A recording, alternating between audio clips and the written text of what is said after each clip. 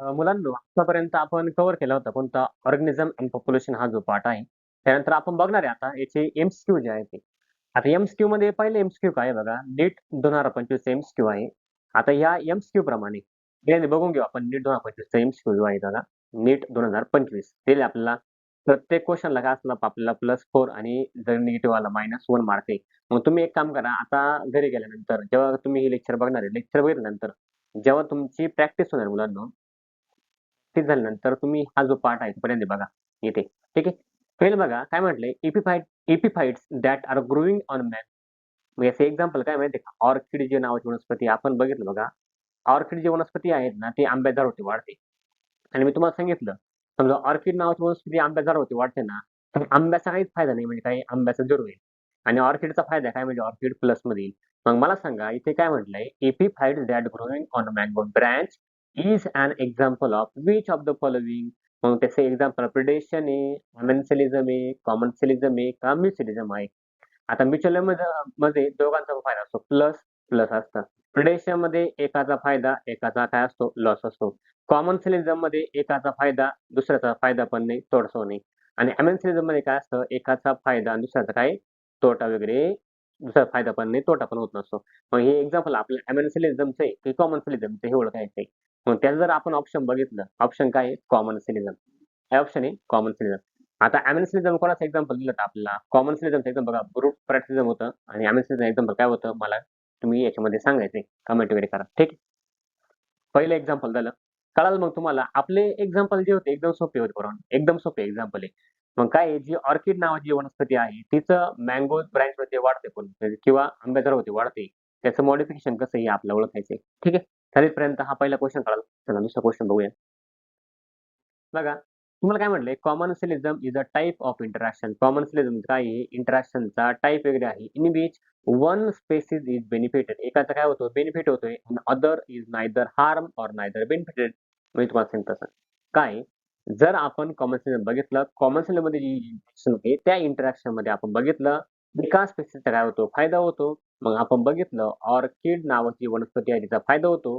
पण आंबा जे आहे त्याचा काही फायदा पण नाही आणि तोटा पण होत नाही. An orchid growing is an example of mango branch is example of a common silism.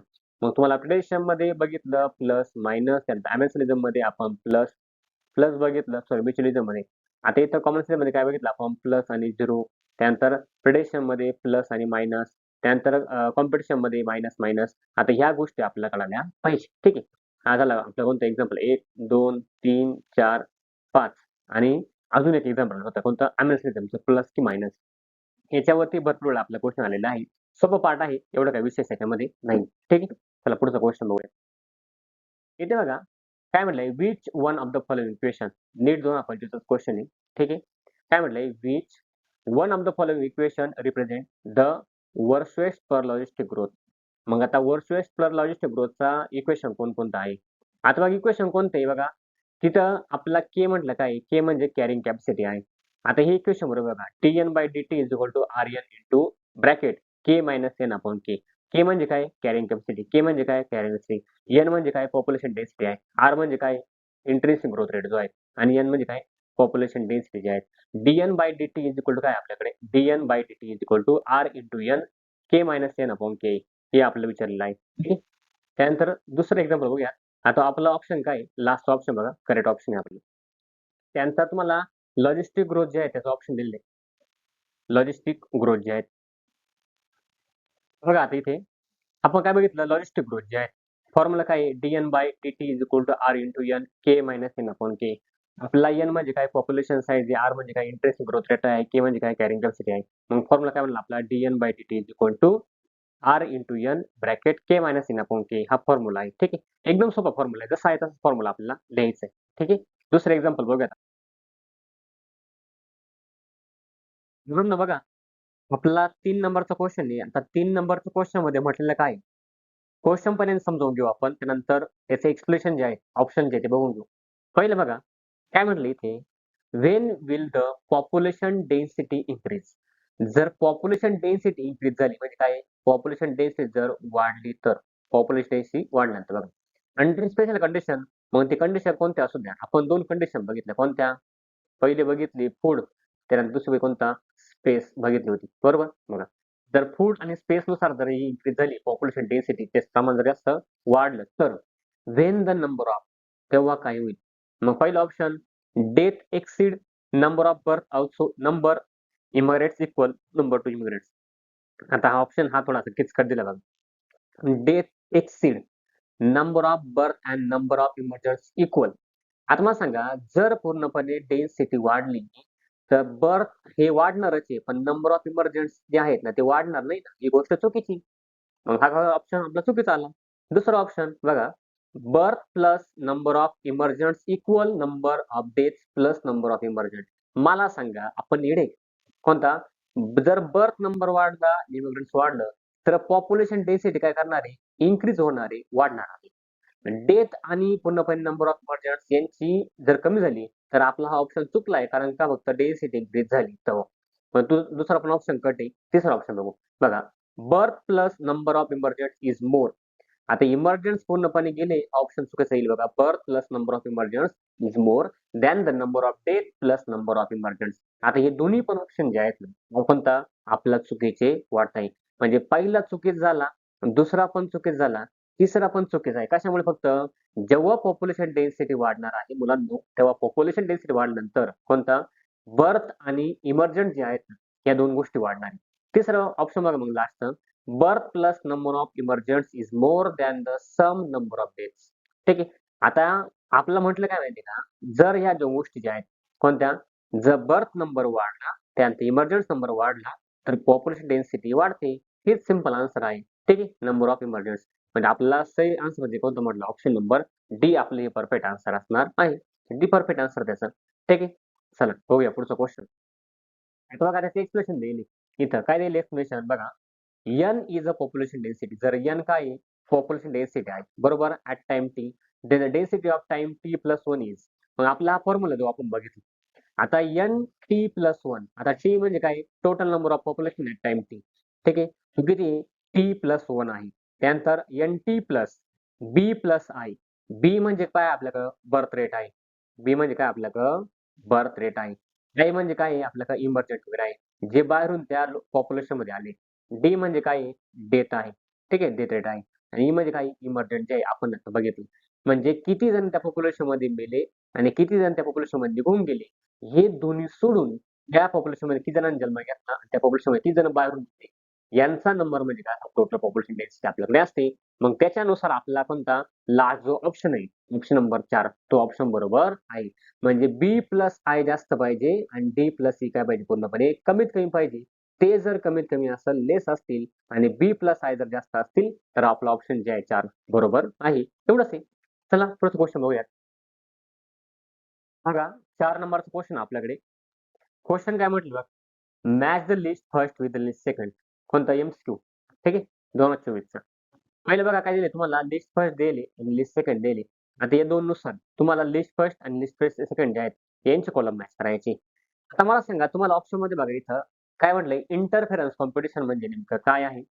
त्याचं कोणासोबत ताळमेळ लागेल? कॉम्पिटिटिव्ह रिलीज त्याच्यामध्ये काय आहे? रिसोर्स पार्टनरशिप म्हणजे काय आहे? आणि इंटरस्पेसिफिक इंटरेस्ट म्हणजे काय? मी तुम्हाला म्हटलं होतं, कित्येक वेळा म्हटलं असेल, फक्त तुम्हाला एक ऑप्शन जर तुम्हाला परफेक्ट माहिती असेल, तो परफेक्ट माहिती असल्यामुळे होतं काय माहिती का, आपला जोड्या लावायला जे आहे, मॅच द पेअर करायला सुरू जातो. मग बघा इथे काय म्हटलंय ते, आता रिसोर्स पार्टनरशिपचं मला एक्झाम्पल माहिती आहे. कोणतं बघा, 4-5 वेगवेगळे पक्षी असतात. आपण फोटो बघितलं, 4-5 वेगवेगळे पक्षी जे आहेत ना, एकाच झाडावरती फीडिंग करतात. त्याला काय म्हणतो आपण? रिसोर्स पार्टनरशिप म्हणतो.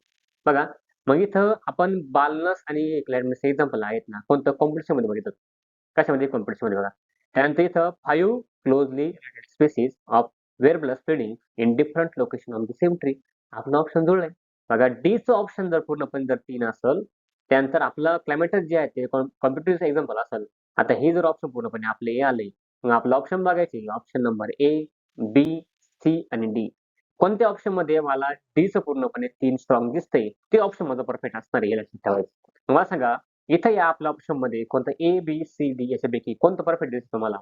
डीचं 3 कोणामध्ये आहे? 6 डी 3 मध्ये हा ऑप्शन चुकलाय. याचं डी 3 आहे, हे ऑप्शन आपलं बरोबर आहे. याच्यामध्ये डी 4 आहे, हे ऑप्शन आपलं चुकीचं आहे. याच्यामध्ये पण डी नाही दिसत मला. ठीक आहे. म्हणजे आपला ऑप्शन चुकीचं आहे. म्हणजे ऑप्शन कोणता असेल? Option B is a correct answer. आता already Albinus tortoise become the extinct after the introduction of the goat in the habitat. मग तुम्हाला काय म्हटलं होतं, टॉर्टॉइस जे आहेत, त्या भागात पहिल्यांदा ही अल्बिगॉन टॉर्टॉइस राहत होती. त्यानंतर त्या भागामध्ये शेळ्या आल्या आणि त्या भागामध्ये पूर्णपणे शेळ्या आल्यामुळे त्या भागामध्ये शेळ्या आल्यामुळे टॉर्टॉइस जे अस्तित्वाचे आहेत, त्याला नामशेष झालं. त्यानंतर migratory flamingos and the resident fish in South American lake म्हणजे काय बदकं जे आहे पूर्णपणे जे फिश वगैरे आहे, फिशला कोण खाते? मायग्रेटरी फ्लेमिंगोज वगैरे खात आहे, ते अन्न बनवत आहे. मग इथं आपला ऑप्शन कोणतं आहे? Option B is a correct answer. आणि दुसरं बघूया. तुम्हाला दिलं बघा एक्सप्लेनेशन. मायग्रेटरी फ्लेमिंगोजचं काय, त्यानंतर अल्बिनोजचं काय आहे, ग्लॅमरलसचं काय आहे, त्यानंतर फाईव्ह क्युलेटेड स्पेसिस काय आहे, सगळं रिसोर्स पार्टनरशिप आहे. त्याच्यामध्ये क्लेमेंटचं काय आहे, कॉम्प्युटर रिलीजन, दोघांच्या कॉम्पिटिशन असते. त्यानंतर हे अल्बिनो टॉपराईटचं आहे, इंटरफेरन्स कॉम्पिटिशन आहे. मॅरिटाई बर्ड्स वगैरे आहेत, कोणतं इंटर स्पेसिफिक कॉम्पिटिशन आहे दोघांमधलं. आणि तुम्हाला ऑप्शन सी पण दिले, 4 ऑप्शन, 1 ऑप्शन, त्यानंतर ऑप्शन 2 आहे, त्यानंतर ऑप्शन 3 आहे. असे आन्सर दिले आहे. नेक्स्ट क्वेश्चन बघा. काय म्हटलं इथे? नीट 24चा क्वेश्चन आहे 5 नंबरचा. इथे हा जो ग्राफ आहे कोणता पॉप्युलेशन डेन्सिटी आहे, इथं कोणता आहे? टाइम आहे. ठीक आहे, इथं टाइम दिसत नाही पॉप्युलेशन पण टाइम आहे. इथे बघा काय म्हटलंय, what do A and B represent in the following population growth curve. आता हा जो ए आहे, ए काय आहे? एक्सपोनेन्शियल ग्रोथ आहे. एक्सपोनेन्शियल ग्रोथ आहे. ठीक आहे. आणि हे काय आहे? लॉजिस्टिक ग्रोथ आहे. लॉजिस्टिक ग्रोथ वगैरे आहे. बरोबर. आता तो काय म्हटलं, ए आणि बी ओळखायचं. मग ऑप्शन ए बघा. ऑप्शन ए काय म्हटलंय? A present the exponential growth when the response are not limiting. Response limiting राहू शकत नाही. Of the growth B represent logistic growth when response limiting of the growth. बघा हे ऑप्शन बरोबर आहे. कोणतं? A present the exponential growth when the response are not limiting. जेव्हा response limiting राहते तेव्हा त्यांची एक्सपोनेन्शियल ग्रोथ होते. And B represent the logistic growth when the response are limiting the growth. Response काय असतो तेव्हा लिमिटेड असतो. सॉरी, रिस्पॉन्स लिमिटेड नसतो. त्यावेळेस त्यांना काय म्हटलंय, जेव्हा त्यांना खायला लिमिटेड प्रमाणामध्ये अन्न असेल तेव्हा त्यांचा असा लॉजिस्टिक ग्रोथ होतो. मग याच्यामध्ये lag phase, log phase, exponential phase ही आपण बघितले. त्यानंतर ए रिप्रेझेंट कॅरिंग कॅपॅसिटी. आता ए चा कॅरिंग कॅपॅसिटी काही संबंध नाही. आपलं एक कोड दिलाय ते आपल्याला बघायचं आहे. B shows logistic growth when the response are limiting to the growth. बरं धरलं आपण. इथं के होता बघा के. आता हा के म्हणजे काय? कॅरिंग कॅपॅसिटी आहे. त्यानंतर तिसरं सी ऑप्शन बघा आपल्याला, डी ऑप्शन बघा. A represent A represents exponential growth when the response are not limiting the growth and B shows the carrying capacity. आता B चा आणि carrying capacity काही संबंध नाही राहत. म्हणजे आपलं हे ऑप्शन चुकीचं आहे. ठीक आहे. त्यानंतर ए पहा. बी ऑप्शन काय आहे? ए रिप्रेझेंट द लॉजिस्टिक ग्रोथ. आता ऑलरेडी ए लॉजिस्टिक ग्रोथ दाखवत नाही म्हणजे ऑप्शन चुकीचं. ए चुकलं. त्यानंतर ए रिप्रेझेंट द कॅरिंग कॅपॅसिटी हे ऑप्शन चुकलं. म्हणजे ऑप्शन ए जे आहे आपला बरोबर आन्सर असणार आहे. पुढचा क्वेश्चन आपण घेऊ. त्या क्वेश्चनचं आपल्याला एक्सप्लेनेशन दिलेलं आहे. बघा एक्सप्लेनेशन काय आहे? The given graph represent. आता हा जो ग्राफ आहे तो काय रिप्रेझेंट करतोय? बघा the population growth curve where A present exponential growth. याचं काम काय आहे? एक्सपोनेन्शियल ग्रोथ काम आहे. आपण ग्राफ कसं बघितला? असं बघितला. इथं काय होतं? पूर्णपणे कॅरिंग कॅपॅसिटी होते आणि ह्या भागामध्ये जो शेप आहे, जे शेप असा ग्राफ होता. त्यानंतर दुसरा ग्राफ कोणता होता आपला? लॉजिस्टिक ग्रोथ ग्राफ होता. आता ए काय रिप्रेझेंट करतो आपल्याकडं? Exponential growth. आणि त्यानंतर आपला बी काय रिप्रेझेंट करतोय आपल्याकडे? Logistic growth. मग इथे काय म्हटलंय? A represent exponential growth when response are not limiting. हे वाक्य बरोबर आहे. जेव्हा त्यांना अनलिमिटेड रिसोर्स असतो अशा वेळेस अनलिमिटेड रिसोर्स असणार कोणतं? त्यांची एक्सपोनेन्शियल ग्रोथ होते. From the J shape curve. आता हा शेप कोणता आहे? जे शेप आहे. And the B represent. आता हा जो बी आहे तो काय करतो? Represent logistic growth when the response are limiting. जेव्हा अन्न साठा कमीत कमी असतो, स्पेस कमीत कमी असतो त्यावेळेस सजीवांची जी ग्रोथ आहे ती कशी असते? लॉजिस्टिक ग्रोथ असते. ते ऑलरेडी आपण बघितलं. आणि हा कसा असतो? एस शेप असतो. आता ह्या एस शेपला आपण सिग्मॉइड शेप असं सुद्धा म्हटलेलं आहे. ठीक आहे. एवढंच फरक आहे. काय विषय त्याच्यामध्ये नाही. त्यानंतर 6 नंबरचा एमसीक्यू बघा. हा एमसीक्यू मध्ये 2024 क्वेश्चन आहे. नीट 2024चा. The equation of the workplace per logistic growth is dn by dt is equal to r into n k minus n upon k from the equation k is. के म्हणजे आपलं इतकं सोपं माहिती आहे. के म्हणजे कॅरिंग कॅपॅसिटी. मग आपल्या इथं ऑप्शन मध्ये आहे का? तर बघा आपला सी नंबरचा ऑप्शन आहे. सी काय? कॅरिंग कॅपॅसिटी आहे. एकदम सोपं आहे. आपला ऑप्शन काय? C. C is a correct. 7 नंबरचा क्वेश्चन आहे आपल्याकडे. नीट 2024चा. क्वेश्चन मध्ये काय म्हटलंय? Which one of the following factor will not affect the Hardy Weinberg equilibrium किंवा प्रिन्सिपल. आता हे हार्डी बीम प्रिन्सिपल जे आहेत ना, आपल्याला स्टेट बोर्डमध्ये बघायचे तुम्हाला दिलेलं आहे तिथे. याच्याने बघा जेनेटिक रिकॉम्बिनेशन म्हणजे काय? जेनेटिक ड्रिफ्ट म्हणजे काय? जीन मायग्रेशन म्हणजे काय? आणि कॉन्स्टंट जीन पूल म्हणजे काय? आता मी तुम्हाला याचा आन्सर सांगतो बघा. जेनेटिक रिकॉम्बिनेशन असेल, जेनेटिक ड्रिफ्ट असेल, जीन मायग्रेशन असेल, कॉन्स्टंट जीन पूल वगैरे असेल ना, त्याच्यामध्ये कॉन्स्टंट जीन पूल जे आहे पूर्णपणे कॉन्स्टंट जीन पूल जे आहेत, ते हार्डी बिंब प्रिन्सिपलला अफेक्ट करत नाही. फॅक्टर विल नॉट अफेक्ट हे करत नाही. बाकीचं जेनेटिक रिकॉम्बिनेशन अफेक्ट करतं, जेनेटिक ड्रिफ्ट अफेक्ट करतं, त्यानंतर जीन मायग्रेशन जे आहे, ते सुद्धा अफेक्ट करत असतं. आता जीन मायग्रेशन म्हणजे काय? जेनेटिक ड्रिफ्ट म्हणजे काय? हे सुद्धा क्वेश्चन आपण स्टेट बोर्डमध्ये कव्हर करून घेऊ तो टॉपिक आल्यानंतर. ठीक आहे? किंवा कॉन्स्टंट जीन पूल आपला करेक्ट आन्सर आहे. त्यानंतर नेक्स्ट बघा स्टेटमेंट बेसिस क्वेश्चन आहे. तो क्वेश्चन काय आहे बघा. कोणता? क्वेश्चन नंबर 8 नीट 2024 चा क्वेश्चन आहे. बघा पहिलं given below are two statement तुम्हाला 2 क्वेश्चन दिले इथं. त्या 2 क्वेश्चनमध्ये पहिलं स्टेटमेंट जे आहे बघा. Statement first, Gause competition exclusion principle state that two closely related species competing for the different resources can not exist independently. आता हे पहिलं वाक्य जे आहेत ना, इथपर्यंत बरोबर आहे. कोणतं? Gause competition exclusion principle state that two closely related species competing for the different resource. ते डिफरंट सॉरी कॉम्पिटिशन करत नाही, ते सेम रिसोर्ससाठी काय करतात? कॉम्पिटिशन करत असतात. Can not exist independently. आता ते जे आहे ते एक्झिस्ट करत नाही. मग त्यानंतर स्टेटमेंट सेकंड आहे, according to Gause principle during competition the inferior will be limited. आता जी इन्फिरियर व्हरायटी जी आहे ती लिमिटेड होईलच. म्हणजे जी पूर्णपणे स्ट्रॉंग आहे ते झाडावरती वास्तव्य करेल आणि जी इन्फिरियर आहे थोडी सुपिरियर नाही ती 100% लिमिट होईल. This may be true for the resource are limiting. बरोबर आहे.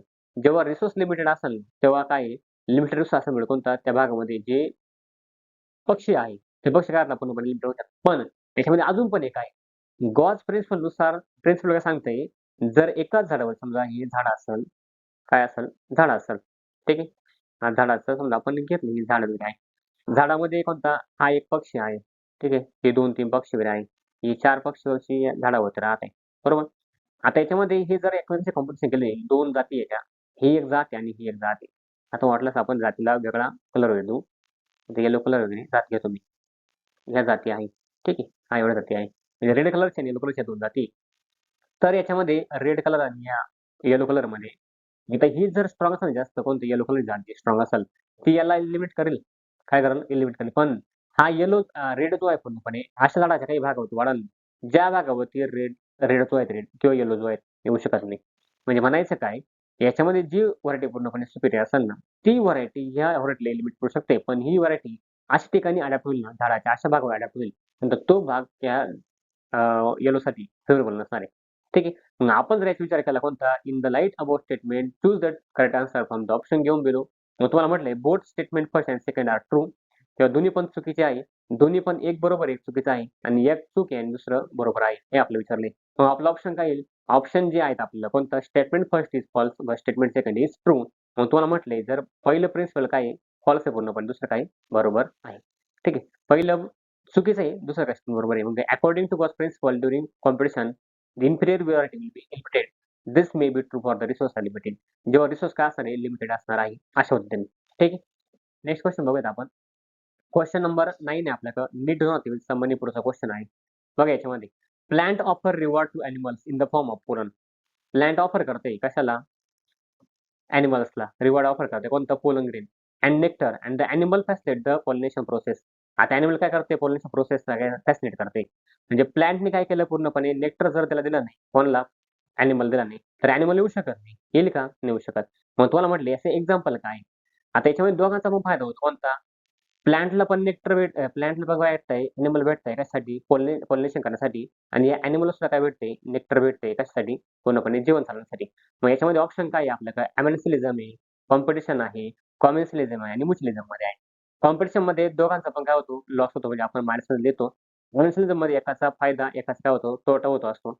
म्हणजे त्याचा फायदा पण नाही, तोटा पण नाही. कॉमर्शियलमध्ये एकाचा फायदा, एकाचा लॉस सुद्धा होत नाही आणि म्युच्युअलिझममध्ये दोघांचा काय असतो? पूर्णपणे फायदा होत असतो. मग याच्यामध्ये तुम्ही ओळखायचे प्लांटमध्ये आणि ॲनिमलमध्ये. ॲनिमलचा पण फायदा होतो का प्लांटचा पण फायदा? दोघांचा ऑप्शन मला सांगायचं नाही. का ऑप्शन असेल याचं? याचा ऑप्शन आहे म्युच्युअलिझम. दोघांचा पण फायदा होतोय. कोणता? पोलन पण भेटतंय. कोणाला? झाडाला पोलन फॅसिलिटी करायला भेटतंय आणि नेक्टर भेटतंय कोणाला? ॲनिमलला. म्हणजे याला काय भेटला? मध भेटलं याला आणि झाडाला पॉलिनेशन ट्रान्सफर झाली. दोन्ही पण फायदा होत आहे. झाडाचा पण फायदा झाला. कोणता? ॲनिमलचा पण फायदा झालेला आहे. बघा 10 नंबर क्वेश्चन आपल्याकडे. आता या क्वेश्चन नुसार क्वेश्चन बघून पहिल्यांदा नंतर मग त्याचा आन्सर काही नाही बघू. बघा काय म्हटलं इथे नीट 2023 मध्ये पुढचा क्वेश्चन आहे. इफ देअर आर 250 स्नेल इन अ पॉन्ड. एका तळ्यामध्ये 250 स्नेल आहे. ठीक आहे. And within a year the number of increase 2500. जर एखाद्या वर्षामध्ये तळ्याची संख्या वाढली कोणाची? गोगलगायीची. आणि तर स्नेल म्हणजे काय आहे? गोगलगाई. गोगलगाय म्हणजे स्नेल आहे. ठीक आहे. बघा 2025 म्हणजे 25 ज्या स्नेल आहेत त्या वाढल्या रिप्रोडक्शन पण the what should be there birth rate per snail per year. मग पर स्नेल पर ग्रोथ इयर काय आहे? मग तुम्हाला फॉर्म्युला होता काय? पहिल्यांदा तळ्यामध्ये किती होते? त्यानंतर जन्माला किती आले? 2500 आले. आता 25 नुसार तुम्हाला काय 0 कट झाला.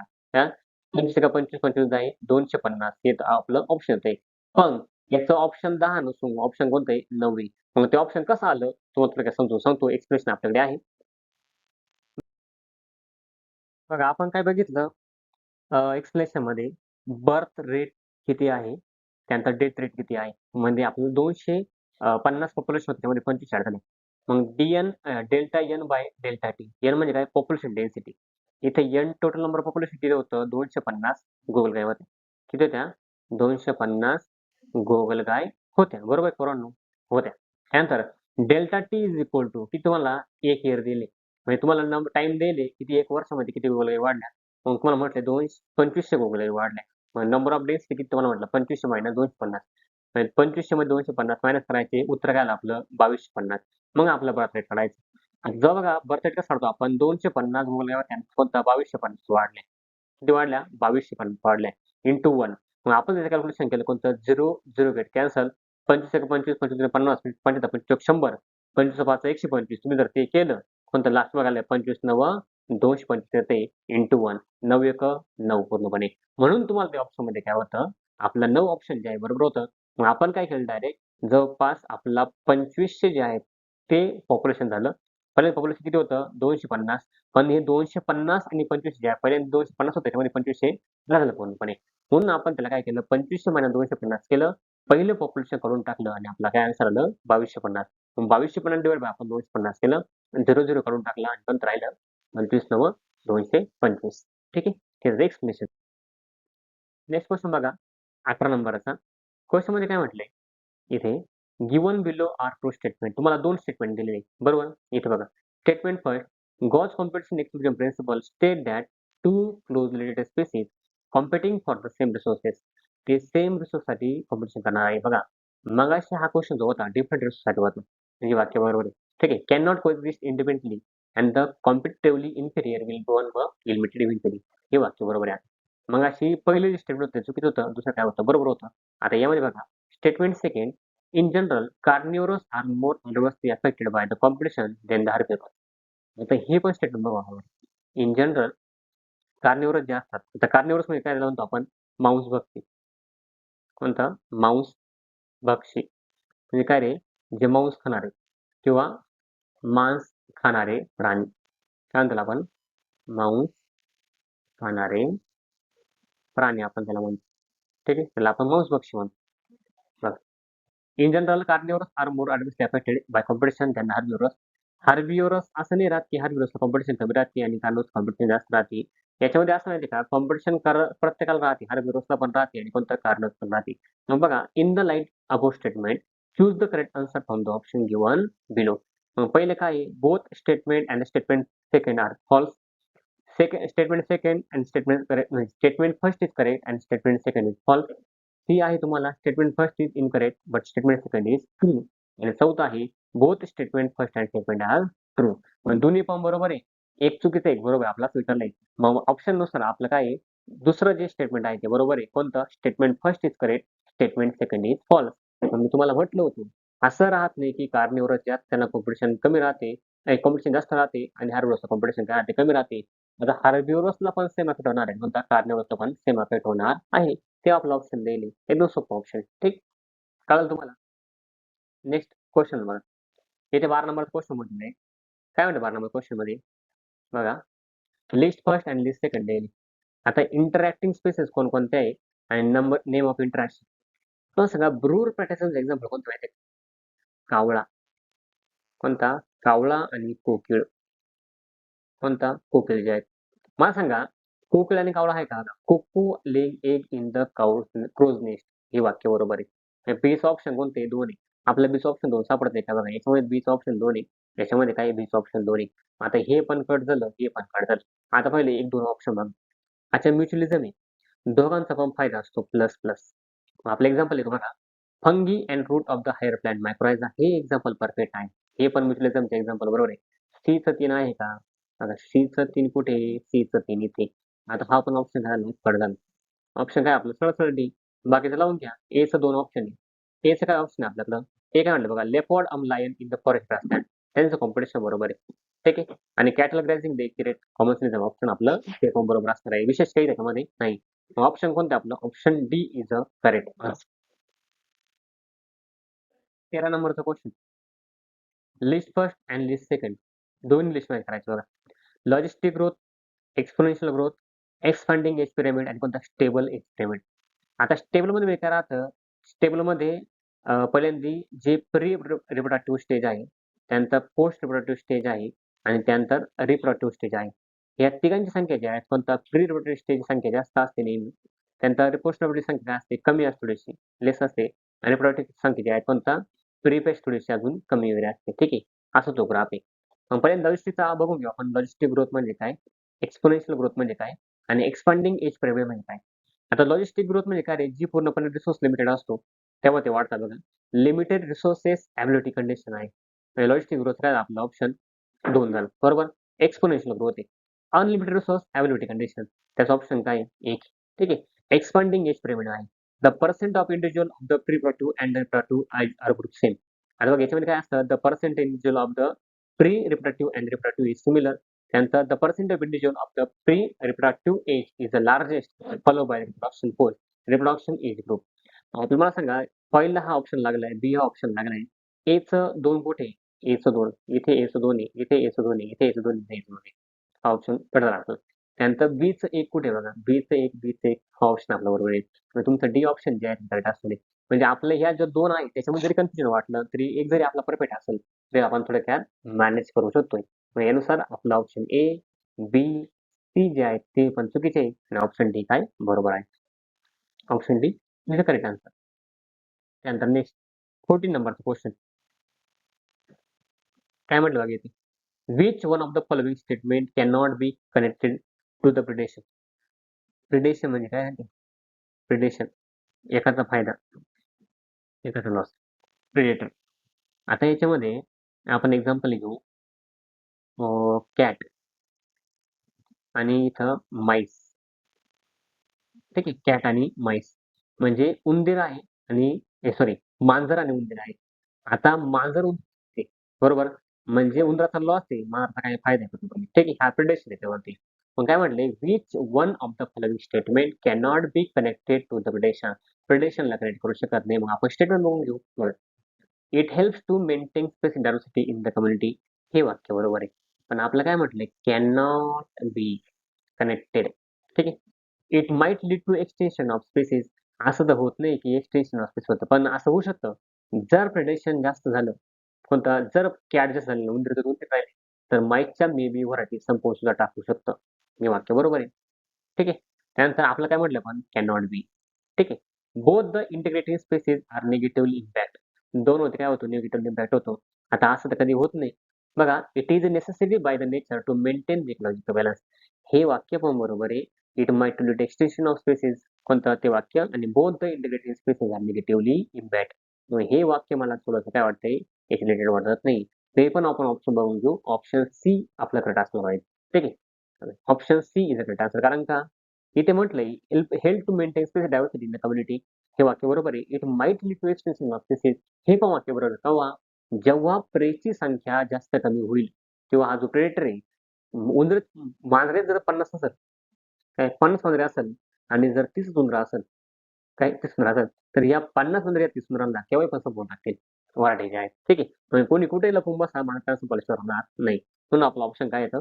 ऑप्शन डी आपलं हे करेक्ट आन्सर असणार. कारण का आपलं काय म्हटलंय? Can not be connected. हे कनेक्टेड असू शकत नाही. त्यामुळे चला पुढचा क्वेश्चन बघूया. बघा नीट 2022चा फेज 1चा क्वेश्चन आहे. काय म्हटलंय? While explain interspecific interaction. Interspecific interaction explain करा जास्त वेळेस. पॉप्युलेशन बघा interaction of population plus sign is assign for the beneficial बरोबर आहे. Interaction minus sign assign for the determinant interaction and 0 for the natural interaction बरोबर आहे. म्हणजे त्याचा फायदा पण होत नाही, तोटा पण होत नाही. ज्याचा फायदा त्याला प्लस, ज्याचा तोटा त्याला मायनस मध्ये, ज्याचा फायदा पण नाही, तोटा पण जाऊ 0 मध्ये. बघा नाही. Which of the following interaction can be assign plus for the one specific आणि कोणता minus for the another species involve in the interaction. मग तुला म्हटलंय प्लस आणि मायनस हे आपण कोण लिहितो? एकाचा फायदा होतो, एकाचा काय होतो? तोटा होतो. हे ऑलरेडी आपल्याला माहित आहे. ठीक आहे. बघा मग इथे प्रिडेशन मध्ये प्रिडेटरला फायदा होतो, प्रेला तोटा होतो. ॲम्युनिसिझम मध्ये एकाला फायदा होतो, दुसऱ्याला काय तोटा वगैरे होत नाही. त्यानंतर कॉमर्शियल मध्ये तसंच आहे, एकाला फायदा दुसऱ्याला काय तोटा वगैरे होत नाही. आणि कॉम्पिटिशन मध्ये दोघांना काय होतो? तोटा वगैरे कॉम्पिटिशन मध्ये दोघांना काय होतो? तोटा होत असतो. म्हणजे काय? मायनस मायनस मध्ये घेत असतात. ते केलं असतं. दोघांचा पण काय होतो? तोटा होतो. कॉमर्शियल येणार नाही, ॲम्युनिसिझम येणार नाही. येईल काय? प्रिडेशन येईल. ते काय? एकाचा फायदा, एकाचा तोटा होतो. मग आपलं ऑप्शन काय आहे? प्रिडेशन हे आपलं करेक्ट आन्सर असतं. बघा आता 16 नंबरचा क्वेश्चन आपला रिनेटचा क्वेश्चन आहे. नीट 2022 क्वेश्चन आहे बघा. काय म्हटलंय? If 8 drosophila in laboratory. लॅबोरेटरीमध्ये काय आहे? 8 ड्रोसोफिला आहे. ठीक आहे. Of 18 die during the week. 80 मेले एका वीकमध्ये. बघा the death rate of population is. मग डेथ रेट काय पॉप्युलेशन आहे? Individual per drosophila. पर वीकमध्ये ड्रोसोफिलाचा मरण्याचा जो रेट आहे, डाईंगचा तो किती आहे? आपल्याला विचारलंय. मला सांगा पहिल्या ड्रोसोफिला किती होते? ड्रोसोफिला किती होते? 8 होते बरोबर. मेले किती पूर्णपणे? 80 मेले. किती मेले? 80 मेले आहे. ते आपला खाली लिहायला लागतील. ठीक आहे. म्हणजे 8 डिवाइडेड बाय 18. आता 80 ला 8 ने भागणार नाही. काय येईल? 0 येईल. 0 घेतला म्हणजे काय? पॉइंट येईल. बरोबर आहे की नाही? 80 आता 80 एक 80, 80 एक 80. ठीक आहे. 80 एक 80, 80 एक 80 काय आला? 0.1 येईल. मग 0.1 आपला ऑप्शनमध्ये आहे का? कारण तो ऑप्शन ए जे आहे आपलं बरोबर असणार आहे. ठीक आहे. Option A is the correct answer. बघा इथं तुम्हाला जो आपण टॉपिक घेतला होता, कशामध्ये? पी-पी-टीमध्ये. बघा, it refers to per capita death. Example 4 individuals in laboratory population 40 fruit fly die during a week. 40 मुलं होते त्याच्यावेळेस. ठीक आहे. 14 upon 40 with 0.1 individual per year. पण डायरेक्ट आपलं एक्झाम्पल विचारलं असं म्हणलं तरी चालेल, काही अडचण नाही. मुलांना बघा, आता आपल्याकडे 17 नंबरचा क्वेश्चन आहे, नीट 2021 मधला. आता या क्वेश्चनमध्ये आपल्याला बघायचं काय? पहिल्यांदा क्वेश्चन समजून घेऊ. बघा क्वेश्चनमध्ये काय म्हटलेलं आहे? In spite of interspecific competition in nature. म्हणजे इंटर कॉम्पिटिशन करण्यापेक्षा निसर्गामध्ये which mechanism the competing species might have evolve for the survival. मग अशी कोणती कॉम्पिटिशन वगैरे आहे जे करून पूर्णपणे ऑर्गॅनिझम सर्व होऊ शकतो. मग तुम्हाला काय म्हटलंय? प्रेडेशन. आता प्रेडेशन मध्ये आपण काय बघितलंय? प्रेडेशन मध्ये एकाचा फायदा होतो, तिथे एकाचा काय होतो? फायदा होतो, एकाचा काय होतो? तोटा होतो. आता रिसोर्स पार्टनरशिप मध्ये बरोबर आहे, दोघांचा पण काय होतो? फायदा होत असतो. कोणता? आता इंटर स्पेसिफिक कॉम्पिटिशन जे आहेत ती अव्हॉइड करायची. आपण काय बघितलं? एक झाड आहे, बरोबर? कोणता? झाड आहे. कोणता? त्या झाडावरती काही पक्षी असतात. काही असतात? काही पक्षी वगैरे असतात. आणि ते पक्षी पूर्ण झाडाचा जो पार्ट आहे, कोणता? टॉप पार्ट आहे किंवा बॉटम पार्ट आहे. स्वतःला टॉप पार्टला किंवा बॉटम पार्टला काय करतात? सर्वाइव्ह करून घेतात. जेणेकरून कॉम्पिटिशन होणार नाही. कॉम्पिटिशन जरी झाली, तर कोणता हा जो काय प्राणी किंवा पक्षी वरचा पार्ट फिडिंग करेल आणि हा जो पक्षी तो काय करेल? खालचा पार्ट फिडिंग करेल पूर्णपणे. त्यामुळे दोघांकडे काही इंटरस्पेस कॉम्पिटिशन जे आहे निसर्गामध्ये राहणार नाही. त्यामुळे ते सर्वाइव्ह होऊ शकतात किंवा जिवंत राहू शकतात.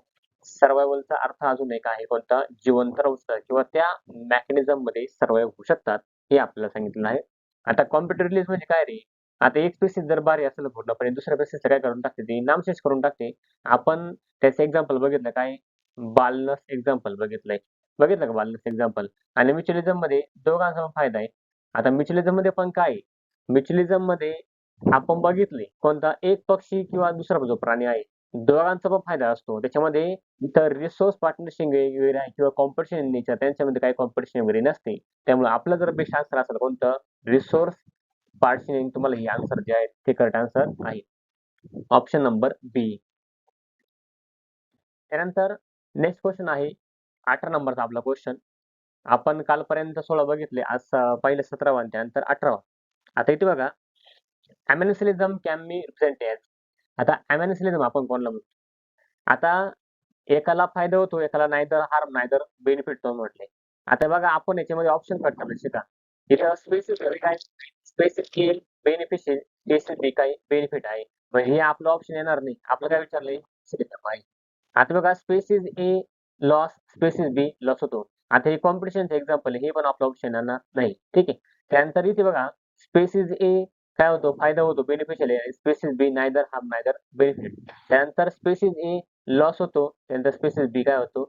Neither harm neither beneficial. मग आपलं ऑप्शन काय येईल याच्यावर पूर्णपणे?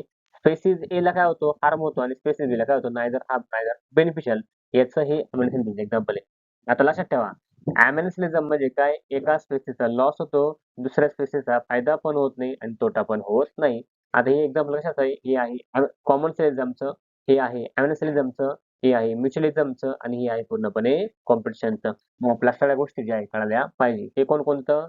हे कॉमन्सिलिझम, हे आहे ॲमेन्सिलिझम, हे आहे पूर्णपणे म्युच्युअलिझम आणि हे आहे कॉम्पिटिशनचं एक्झाम्पल. तुम्ही लेक्चर बघितले असेल व्यवस्थित, तर लेक्चरमध्ये तुम्हाला कॉम्पिटिशन म्हणजे काय, ॲमेन्सिलिझम म्हणजे काय, म्युच्युअलिझम म्हणजे काय आणि कोणतं कॉम्पिटिशन म्हणजे काय, या सगळ्या गोष्टी कळाल्या असत्या. पाठीमागचा जो क्वेश्चन बघितला त्याचं एक्सप्लेनेशन मी तुम्हाला दिलेलं आहे बघा. आता यामध्ये म्हटले काय? आता म्युच्युअलिझमचं एक्झाम्पल काय आहे? म्युच्युअलिझम मध्ये काय होतं बघा, म्युच्युअलिझम मध्ये एका स्पेसिसचा फायदा होतो, दुसऱ्या स्पेसिसचा सुद्धा काय होतो? फायदा होतो. म्हणजे दोघं पाय बेनिफिट बघा. बोथ स्पेसिस आर बेनिफिट म्हणून आपण प्लस प्लस लिहिले बरोबर. त्यानंतर कॉम्पिटिशन आहे. कॉम्पिटिशन मध्ये दोन्ही स्पेसिसचा काय होतो असतो? तोटा होत असतो. मग काय? बोथ स्पेसिस आर हार्म, दोघांना पण काही इजा पोहोचत असते. त्या दोघांचा पण तोटा होत असतो. म्हणून आपण इथे काय मायनस मायनस वन दिलेलं. त्यानंतर प्रिडेशन आहे. आता प्रिडेशन मध्ये एकाला फायदा शिकतो म्हणजे प्रिडेटरला काय होतं? पूर्णपणे फायदा होतो आणि प्रेला काय होतो? तोटा होतो. मग मी तुम्हाला एक्झाम्पल सांगितलं. प्रेडेटर कोण असतो? फॉर एक्झाम्पल कालचंच एक्झाम्पल घेऊ आपण. इथे एक्झाम्पल आहे कॅट आणि इथे एक्झाम्पल आहे रॅट. त्याला आपण माईस म्हणजे काय? उंदीर सुद्धा म्हणत असतो. म्हणजे उंदीर किंवा मांजर जे आहेत याच्यामध्ये प्रिडेटर जर आपण मांजरला म्हटलं, मांजरचा काय फायदा आहे? तिला उंदीर खायला भेटते. पण उंदीर तर मांजरला खाऊ शकत नाही ना. त्यामुळे इथं कॅटचा फायदा आहे आणि उंदराचा काय तोटा आहे. म्हणजे एकाचा फायदा आणि दुसऱ्याचा काय होतो असतो? लॉस होत असतो. ठीक आहे. त्याला काय म्हणतो आपण? प्रिडेशन असं म्हणतो. पॅरासिटिझम सेम पॅरासिटिझमचं आहे. कोणतं? वन स्पेसिस इज बेनिफिटेड आणि अदर्स इज हार्म. मग तुम्हाला म्हटलंय काय? आपल्या डोक्यामध्ये वाटणारी जी ऊ आहे ती कोण आहे? पॅरासाइट आहे आपली. ठीक आहे. त्यामुळे त्या ऊला फायदा होतो पण आपला काय होतो? तोटा होतो. कारण का आपल्या शरीरामध्ये रक्त जे आहेत ते शोषून घेत असते आणि ती शोषून घेतली तर आपलं 100% तोटा होणार आहे. पण त्या ऊचा फायदा होतो काय? ती आपल्या शरीर जगते. म्हणून काय? एकाचा फायदा म्हणजे ऊचा फायदा आणि कोणता? आपला तोटा. आता इतक्यात आपण बघितलं कोणतं? Commensalism example. आता कॉमन सेलिब्स मध्ये काय आहे? One is benefited other is unaffected. म्हणजे एकाचा फायदा होतो, दुसऱ्याचा काय होतो? Neither benefited neither harm. आणि आता जे बघितलं आपण याच्यामध्ये amensalism example, one is harm other is unaffected. काय होतो? एकला हार्म होतो आणि दुसरा काय? अनअफेक्टेड. मग काय? मायनस आणि झिरो आहे. मायनस का म्हटलं? ज्याला हार्म होतो किंवा ज्याला तोटा होतो त्याला काय म्हणतो आपण? मायनस लिहितो आणि ज्याला पूर्णपणे फायदा किंवा तोटा होत नाही त्याला काय आपण झिरो लिहितो. जर फायदा होत असेल तर आपण काय लिहितो? प्लस मध्ये लिहित असतो. मग आपण लक्षात ठेवायचं बघा, म्युच्युअलिझम आणि त्यानंतर कॉम्पिटिशन. म्युच्युअलिझम मध्ये दोन्ही पण प्लस प्लस आहे. कॉम्पिटिशन मध्ये दोन्ही पण मायनस मायनस आहे. प्रिडेशन आणि पॅसिव्ह मध्ये एक मायनस एक प्लस वगैरे आहे. हे लक्षात ठेवायचं. कॉम्पिटिशन मध्ये एक काय प्लस आहे, दुसरं काय झिरो आहे. आणि ॲमेन्सिलिझम मध्ये काय आहे? एक पूर्णपणे मायनस आहे, दुसरं काय झिरो आहे. लक्षात ठेवायचं. खूप सोपं पार्ट आहे. तुम्ही 2-3 वेळेस हे बघितलं कॉम्पिटिशन, कॉम्पिटिशन, कॉम्पिटिशन, म्युच्युअलिझम, म्युच्युअलिझम, म्युच्युअलिझम असं जर म्हणत गेले तर हा पार्ट एकदम सोपा आहे. एकदम त्याच्यामध्ये विशेष असं काहीच नाही. फक्त लहान पोरासारखं आपल्याला बघायचं म्युच्युअलिझम म्हणजे काय लक्षात ठेवायची कन्सेप्ट, मग आठवायची म्युच्युअलिझम आणि कोणाकोणाची, मग दोघांचा पण फायदा होतो. कॉम्पिटिशन मध्ये दोघांची फाईट सुरू असते, दोघांचा पण तोटा वगैरे असतो. या गोष्टी आपल्याला माहिती पाहिजे. ठीक आहे. चला पुढचा क्वेश्चन बघूया आपण. नेक्स्ट क्वेश्चन बघा. नीट 2021 चा क्वेश्चन आहे. Live question. In the exponential growth, nt is equal to n0 e raised to rt. E represent. मग मी तुम्हाला म्हटलं होतं लेक्चरच्या वेळेस कधी कधी नीट आपल्याला इतका सिंपल क्वेश्चन विचारते ज्याच्या आपण लक्ष दिलं राहत नाही. ई म्हणजे काय रे? The base of natural logarithm. मग इथे बघा ऑप्शन आहे का? The base of geometric logarithm आणि बघू येडे नाही. त्यानंतर the base of number logarithm. हो, the base of number logarithm तो नॅचरल लॉगॅरिथम आहे. हे आन्सर काय चुकीचं आहे. The base of exponential logarithm हा पण ऑप्शन चुकीचा आहे. The base of natural logarithm म्हणजे आपला ऑप्शन डी जो आहे ऑप्शन बरोबर आहे. तुम्ही विचार करा किती बारीक बारीक गोष्ट होती आपल्या विचारला आहे. म्हणून मी लेक्चरमध्ये खूप डिटेल पार्ट घेतला. NT म्हणजे काय, N0 म्हणजे काय, E म्हणजे काय, RT म्हणजे काय, या सगळ्या गोष्टी आपण बघितलेल्या आहे. मग ऑप्शन तुमचं डी जे आहे करेक्ट आन्सर आहे. चला पुढचा क्वेश्चन आपल्याला 20 नंबरचा क्वेश्चन आहे. तर या 20 नंबरच्या क्वेश्चन मध्ये केव्हा विचारलंय नीट 2021 ला 20 ला क्वेश्चन विचारलाय हा आणि 20 नंबरचाच क्वेश्चन आहे आपला.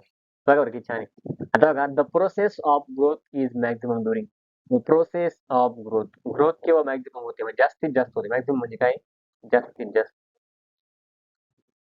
जास्तीत जास्त होत असते. ठीक आहे.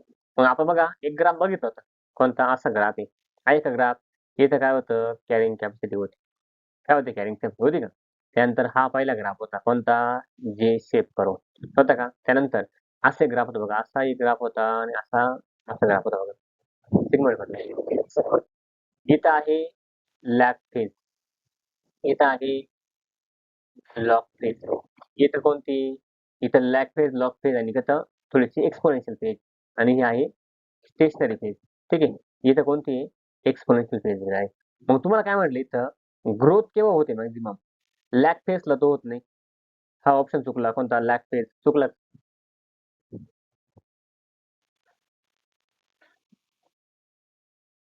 तर बघा लॅग फेजला काही ग्रोथ होत नाही. त्यानंतर आली कोणती? Log phase. बरोबर आहे. लॉग फेजला काय होते? ग्रोथ होते. मग लॉग फेज आपला ऑप्शन बरोबर आहे.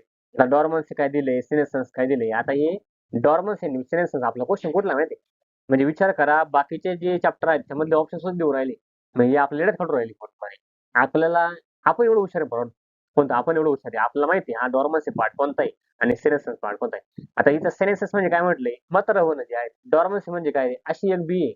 अशी एक सीड वेळ आहे. कोणतं? ती डॉर्मन्स पिरियडमध्ये असते. म्हणजे जोपर्यंत ती डॉर्मन्स पिरियडमध्ये असते ना तोपर्यंत ती ग्रोथ करत नाही. हे ऑलरेडी आपल्याला माहिती आहे. म्हणून आपला कोणतं? हेच 2 ऑप्शन व्हॅलिड होते आणि त्यामध्ये पण हा लॅक्टेज आपण ऑप्शन काय केला? कट केला. म्हणजे आपला ऑप्शन काय आलं? Option number A is the correct answer. आपला ऑप्शन बरोबर आहे. ए करेक्ट आन्सर आहे. चला पुढचा क्वेश्चन बघूया. बघा 21 नंबरचा क्वेश्चन आहे. नीट 2020चा काय म्हटलंय? Secondary metabolites such as nicotine, त्यानंतर स्ट्राइकनाइन, त्यानंतर caffeine are produced by plant for their dash dash. किती सोपा क्वेश्चन. नीट 2000चा क्वेश्चन आहे फेज मधला. मला सांगा झाडामध्ये निकोटीन, झाडामध्ये स्ट्रेचिंग म्हटलंय, त्यानंतर कॅफीन जे आहेत are produced by plant for their. कशासाठी ते प्रोड्यूस करणार आहे? इथं प्रोड्यूस म्हणजे काय? तयार करणं. काय करणं? तयार करणं. मला सांगा झाड स्वतःच्या सेफ्टीसाठी कोणतं? सुरक्षेसाठी सुरक्षेसाठी काय करतं? हे कॅफीन जे आहे ते तयार करत असतं. स्वतः सुरक्षा महत्वाची. मग तुम्हाला म्हटलं झाडं काय करतं? स्वतःवरला काटे वगैरे असतात. काय असतात? काटे असतात. असा का काटे? आता हे काटे असल्यामुळे काय होतं? त्याला कोणी खात नाही. म्हणजे हा काय डिफेन्स मेकॅनिझम आहे. हा कोणता आहे? डिफेन्स मेकॅनिझम आहे. आहे का डिफेन्स मेकॅनिझम? बघा, मग झाड ही कशासाठी तयार करतं सेकंडरी मेटाबॉलिट जे आहे. न्यूट्रिटिव्ह व्हॅल्यूसाठी, ग्रोथ रिस्पॉन्ससाठी, इफेक्ट रिप्रोडक्शन आहे किंवा डिफेन्स ॲक्शन आहे. मग आपला ऑप्शन काय आहे? डिफेन्स ॲक्शन जे आहेत. म्हणजे तुम्हाला रिप्रोडक्शनसाठी पण नाही, ग्रोथ रिस्पॉन्ससाठी पण नाही आणि न्यूट्रिशन व्हॅल्यूसाठी पण नाही. मग आपलं ऑप्शन काय येईल? डिफेन्स ॲक्शन हे आपलं करेक्ट आन्सर असणार आहे आणि तेच करेक्ट आन्सर आहे. म्हणजे आपल्याला क्वेश्चन किती सोपे विचारले गेले याच्यावरून तुम्हाला अंदाज आलाच असेल. क्वेश्चन किती म्हणजे जी लेव्हल आहे क्वेश्चनची किती सोपी लेव्हल आहे. 22 नंबरचा क्वेश्चन आपल्या काय नीट 2020चा क्वेश्चन आहे फेज 1 मधला. क्वेश्चन बघ काय म्हटलं इथे. Which of the following is not attribute of population.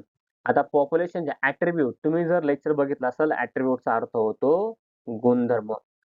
काय अर्थ होतो? गुणधर्म. म्हणजे विशेषतः जे आहेत. प्रत्येकाचे गुणधर्म काय? इथे बघा आता नॅटॅलिटी, सेक्स रेशो, मोर्टिलिटी आणि स्पेसिस इंटरॅक्शन. आता आम्हाला माहिती आहे नॅटॅलिटी म्हणजे काय रे? बर्थ.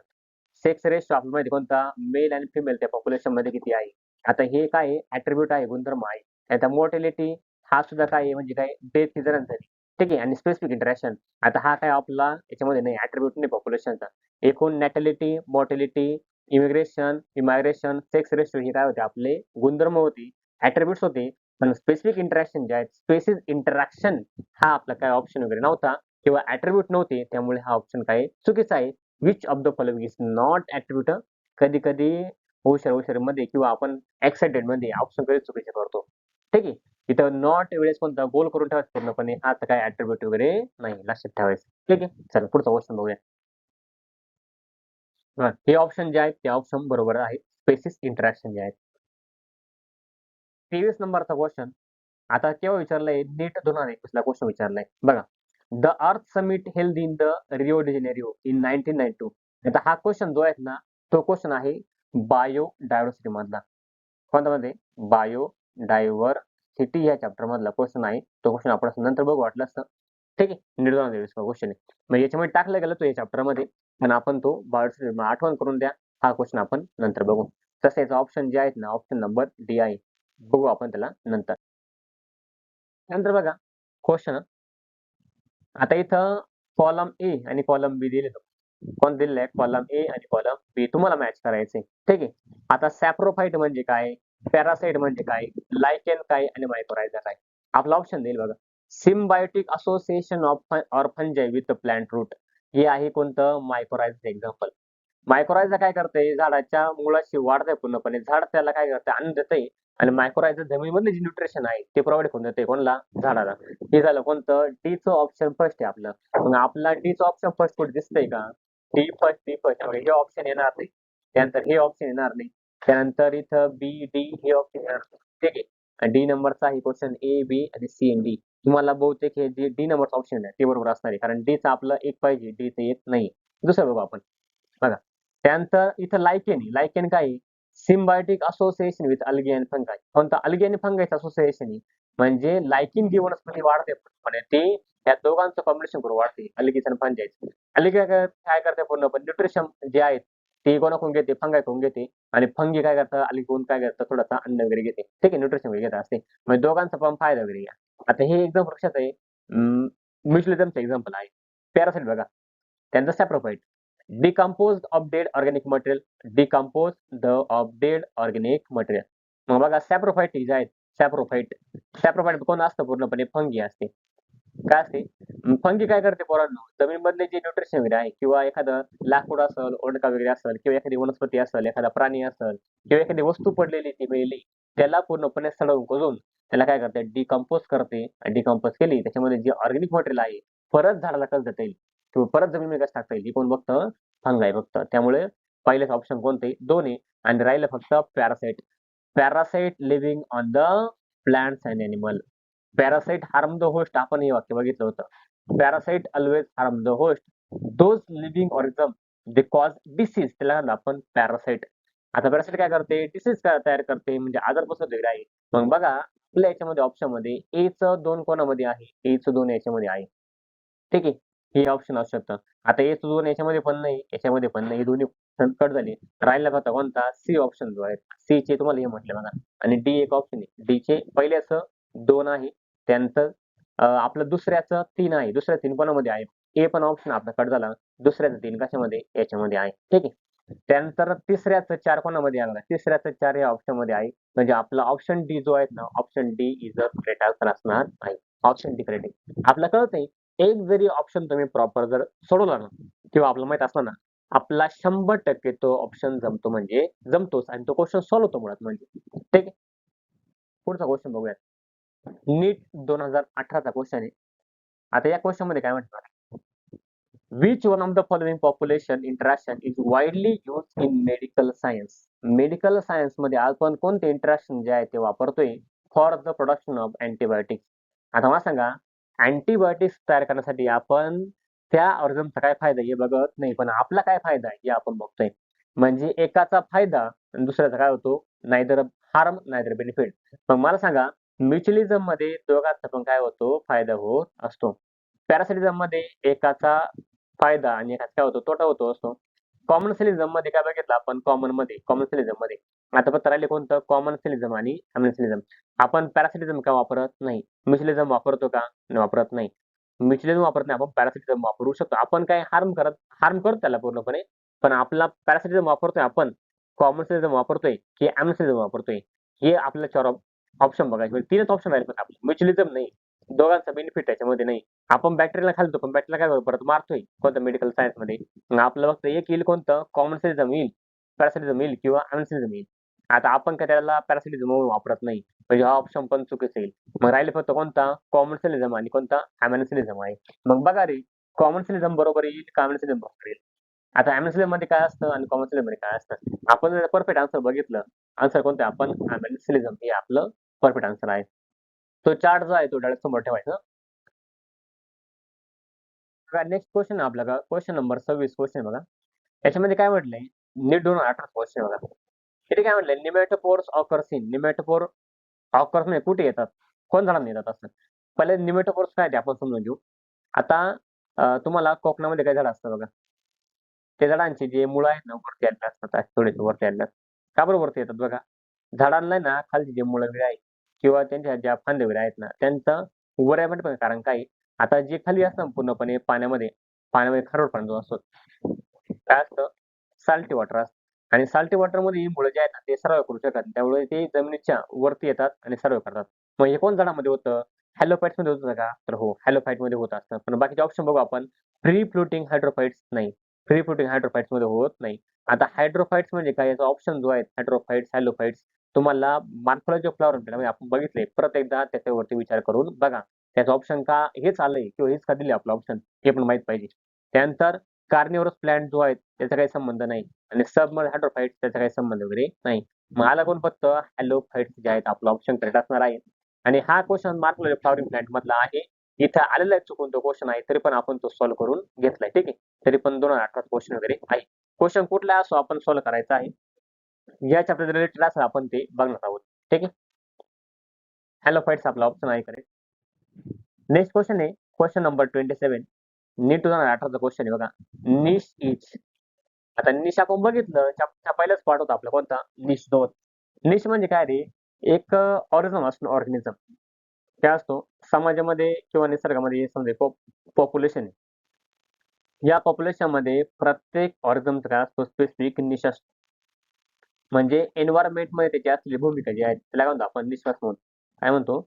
एन्व्हायर्नमेंटमध्ये त्या प्राण्याची असलेली भूमिका, त्या सजीवाची असलेली भूमिका त्याला काय म्हणतो आपण? निश असं म्हणतो. मग मला सांगा, निशला अप्लाय ऑप्शन जे आहे ते बघू. काय म्हटलंय या ऑप्शनमध्ये? All the biological factor in the organisms environment. हे ऑप्शन येईल का? बघूया आपण. The physical space where the organism lives. त्यानंतर the range of temperature that organism need to live. त्यानंतर the functional role play in the organism where its live. मग हे जे ऑप्शन आहे बघा, all the biological factor in the organism environment हे option नाहीये. का नाहीये? निश आपल्याला माहिती आहे कोणता? प्रत्येक प्राण्याचा या निसर्गामध्ये काहीतरी स्पेसिफिक रोल असतो, जिथे तो राहतोय. हे ते तुला म्हटलेलं आहे निशचं. ठीक आहे. The physical space where the organism live. Physical space असतो, पण त्याची भूमिका त्याच्यामध्ये दिलेली नाही. त्यामुळे हा ऑप्शन सुद्धा काय असणार आहे? कट असणार आहे. The range of temperature that in organism needs to live. The range of temperature. टेम्परेचरचा काही संबंध नाही. ठीक आहे. त्यात राहिला कोणता ऑप्शन फक्त? Last option. The functional role play by organism where its live. त्याचा फंक्शनल रोल जो प्ले करतोय त्यालाच काय म्हणतो आपण? निश असं म्हणतोय. त्या स्पेसिफिक कंडिशनमध्ये, त्या भूमिकेमध्ये. ठीक आहे. त्याला काय म्हणतो आपण? निश असं म्हणत असतो. मग आपला ऑप्शन काय असणार आहे? डी ऑप्शन आपलं करेक्ट ऑप्शन असणार आहे. पुढचा क्वेश्चन बघूयात आपण आता. क्वेश्चन नंबर 28 आहे आपला. नीट 2018चा क्वेश्चन. काय म्हटलंय? नॅटॅलिटी रेफर्स टू. नॅटॅलिटी म्हणजे काय रे? Birth rate. जन्म घेणारे त्यांचा रेट काय? म्हणजे त्यांची संख्या. त्याला काय म्हणतो आपण? संख्या त्याला म्हणतो आपण. त्याला आपण म्हणतो नॅटॅलिटी. मॉर्टॅलिटी म्हणजे काय रे? तर इथं डेट दिलं बघा. डेट म्हणजे काय रे? मॉर्टॅलिटी. काय म्हटलंय? मोर्टॅलिटी. जे आपण बघितलंय. बर्थ म्हणजे काय रे? इथं बघितलं आपण नॅटॅलिटी त्याला आपण बी असं कन्सिडर करतो. याला आपण डी असं कन्सिडर करतो. Number of individual living in the habitat. ज्यांनी हॅबिटॅट लिव्हिंग केलं आपण काय म्हणतो? इमिग्रेशन. त्या नंबर ऑफ इंडिव्हिज्युअल एंटरिंग हॅबिटॅटला आपण म्हणतो इमिग्रेशन. म्हणजे आय जो आहे त्यांचा सिम्बॉल आहे. याचा सिम्बॉल काय आहे? ई आहे. याचा काय आहे? आय आहे. याचा काय आहे? बी आहे आणि याचा काय? टी आहे. मग आपल्याला नॅटॅलिटी म्हणजे काय? माहिती आहे कोणता? डेथ रेट हा तर नाहीच आहे. बर्थ रेट हे आपलं ऑप्शन करेक्ट आहे. नंबर ऑफ इंडिव्हिज्युअल जे हॅबिटॅट त्याला आपण इमिग्रेशन म्हणतो आणि नंबर ऑफ इंडिव्हिज्युअल इतर हॅबिटॅटला आपण आय असं म्हणतो, इमिग्रेशन असं म्हणतो. ठीक आहे. चला पुढचं बघूया. बर्थ रेट जे आहेत आपला ऑप्शन करेक्ट आहे. त्यानंतर त्यानंतर आपला नीट 2000 क्वेश्चन आहे. ठीक आहे. आपला 29 नंबरचा क्वेश्चन आतापर्यंत आपण जे बघितले ते क्वेश्चन त्यामधला 29 नंबरचा क्वेश्चन बघा. काय म्हटले, which one of the following plant show a very close relationship, असं कोणतं झाड जे आहे ते व्हेरी क्लोज रिलेशनशिप दाखवते with a species of moth. Moth म्हणजे काय, जी अळीवरी आहे ती फुलपाखरासारखा वगैरे असतो, where the none of the two can compete its life cycle without the other. म्हणजे असं कोण आहे त्याशिवाय ते लाईफ सायकल जे आहे जगू शकत नाही. आता हा जो क्वेश्चन आहे बघा, which one of the following plant show a very close relationship with species of moth where the none of the two can complete its life cycle without the other. म्हणजे असा कोण आहे प्लॅन, कोणाला म्हटलं relationship आहे moth बरोबर, त्याच्याशिवाय जो आहे ना तू त्याची लाईफ पूर्ण करू शकत नाही. एक्झाम्पल काय आहे, हायड्रीला तुम्हाला ऑप्शन दिले, युका दिली, बनाना दिली आणि वाळून दिली. बनानाचा काही संबंध नाही, ठीक आहे. हायड्रीला प्लॅन जे आहेत त्याचा काही संबंध नाही. राहिलं कोण, युका आणि वायू जे आहेत. त्याच्यामध्ये आपलं कट आन्सर जे आहेत ना ते कोणतं माहिती का, युका. युका जे प्लॅन्ट आहेत पूर्णपणे. आता बायोलॉजी जे प्लॅन्ट आहे ते आपल्याला दिले, मार्फॉलॉजीमध्ये दिले, हे ऑप्शन कट झालं मगाशी, ठीक आहे. त्यामुळे आपलं जे युका जे आन्सर आहे, युका आन्सर करेक्ट आहे. आता हे नीट 2018 मध्ये आपला जो सिलेबस होता रिड्यूस झाला होता, त्यामुळे तुम्हाला ही युकाची एक्झाम्पल आहे ना आपल्या याच्यामध्ये नाही. तरी पण तुम्ही वाचताना तुम्हाला जर युका एक्झाम्पल आलं तर तुम्हाला समजून घ्यायचं क्वेश्चन आहे कोणता, युका विषय विचारलेला आहे. म्हणजे या दोघांचं रिलेशनशिप असे, हे दोघं एकमेकाशिवाय जगू शकत नाही किंवा एकमेकांची लाईफ सायकल कंप्लीट करण्यासाठी या दोघांना एकमेकांची गरज काय करते, गरज पडत असते. पुढचा क्वेश्चन बघूया आपण. 30 नंबरचा क्वेश्चन बघा. काय म्हणलं इथे, नीट 2018चा question. In growing population of a country, ज्या कंट्रीमध्ये पॉप्युलेशन काय असतं, ग्रोविंग असतं, ग्रोथ होत असते, त्याविषयी आपलं स्टेटमेंट दिले. आणि सगळ्यात जास्त या पॉप्युलेशन पोरांनो क्वेश्चन विचारले गेले, कारण का पॉप्युलेशन मध्ये थोडस क्वेश्चन असं टाकला पूर्णपणे पोरांना कॉम्प्लेक्स वाटतं. काय वाटतात, कॉम्प्लिकेटेड वाटत असं, पण कॉम्प्लिकेटेड क्वेश्चन नसतात. तुम्हाला काय म्हटलंय, ज्या कंट्रीमध्ये पॉप्युलेशन ग्रोथ होते, म्हणजे काय, पॉप्युलेशनची काय होते, वाढ होत असते, याच्याबद्दल तुम्ही विचार करा, ठीक आहे. मग काय म्हटलंय, pre reproductive individual are more than the reproductive individual. मग बघा, मी तुम्हाला सिंपल ही पिरामिड दाखवतो, ठीक आहे. तर या पिरामिड मध्ये आपण जर विचार केला, एक मिनिट, ही पिरामिड आहे, आपण जर विचार केला, ठीक आहे. यामध्ये काय, ही आहे पहिली रिप्रोडक्टिव्ह स्टेज, त्यानंतर पोस्ट रिप्रोडक्टिव्ह स्टेज आहे ही पोस्ट रिप्रोडक्टिव्ह स्टेज, ही आहे खालची कोणती, प्री रिप्रोडक्टिव्ह स्टेज, आणि कोणती आहे रिप्रोडक्टिव्ह स्टेज. म्हणजे ज्या कंट्रीमध्ये पॉप्युलेशन ग्रोथ होत ना त्याच्यामध्ये प्री रिप्रोडक्टिव्ह स्टेज जे आहेत ना त्यांची संख्या काय असते, जास्त असते, ठीक आहे. आणि पोस्ट रिप्रोडक्टिव्ह काय असते, थोडीशी कमी असते, कारण ते वरती वरती आहे, ठीक आहे. आणि रिप्रोडक्टिव्ह जे आहे कोणतं, मिडियम असते, याच्यापेक्षा काय असते, कमी असते, याच्यापेक्षा काय असते, जास्त असते. कोणत्या, पोस्ट पेक्षा जास्त आणि प्री पेक्षा कमी असते, ठीक आहे. मग काय म्हटले पहिला ऑप्शन बघा, pre reproductive individuals R more than reproductive individuals. वाक्य बरोबर आहे.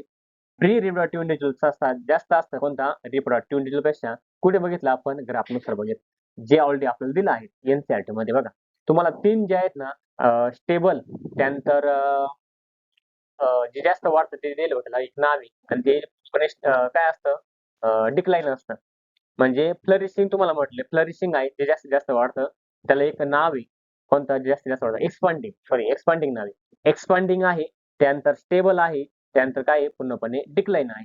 डिक्लाइन मध्ये संख्या कमी जास्त होत असते. त्यानंतर जे एक्सप्लोरिंग आहे किंवा जे जास्त वाढतं, एक्सपांडिंग आहे, त्याच्यामध्ये संख्या काय असते, रीच जास्त असते, आणि काय असते, रिप्रोडक्शनची कमी असते, रिप्रोडक्टिव्ह स्टेज.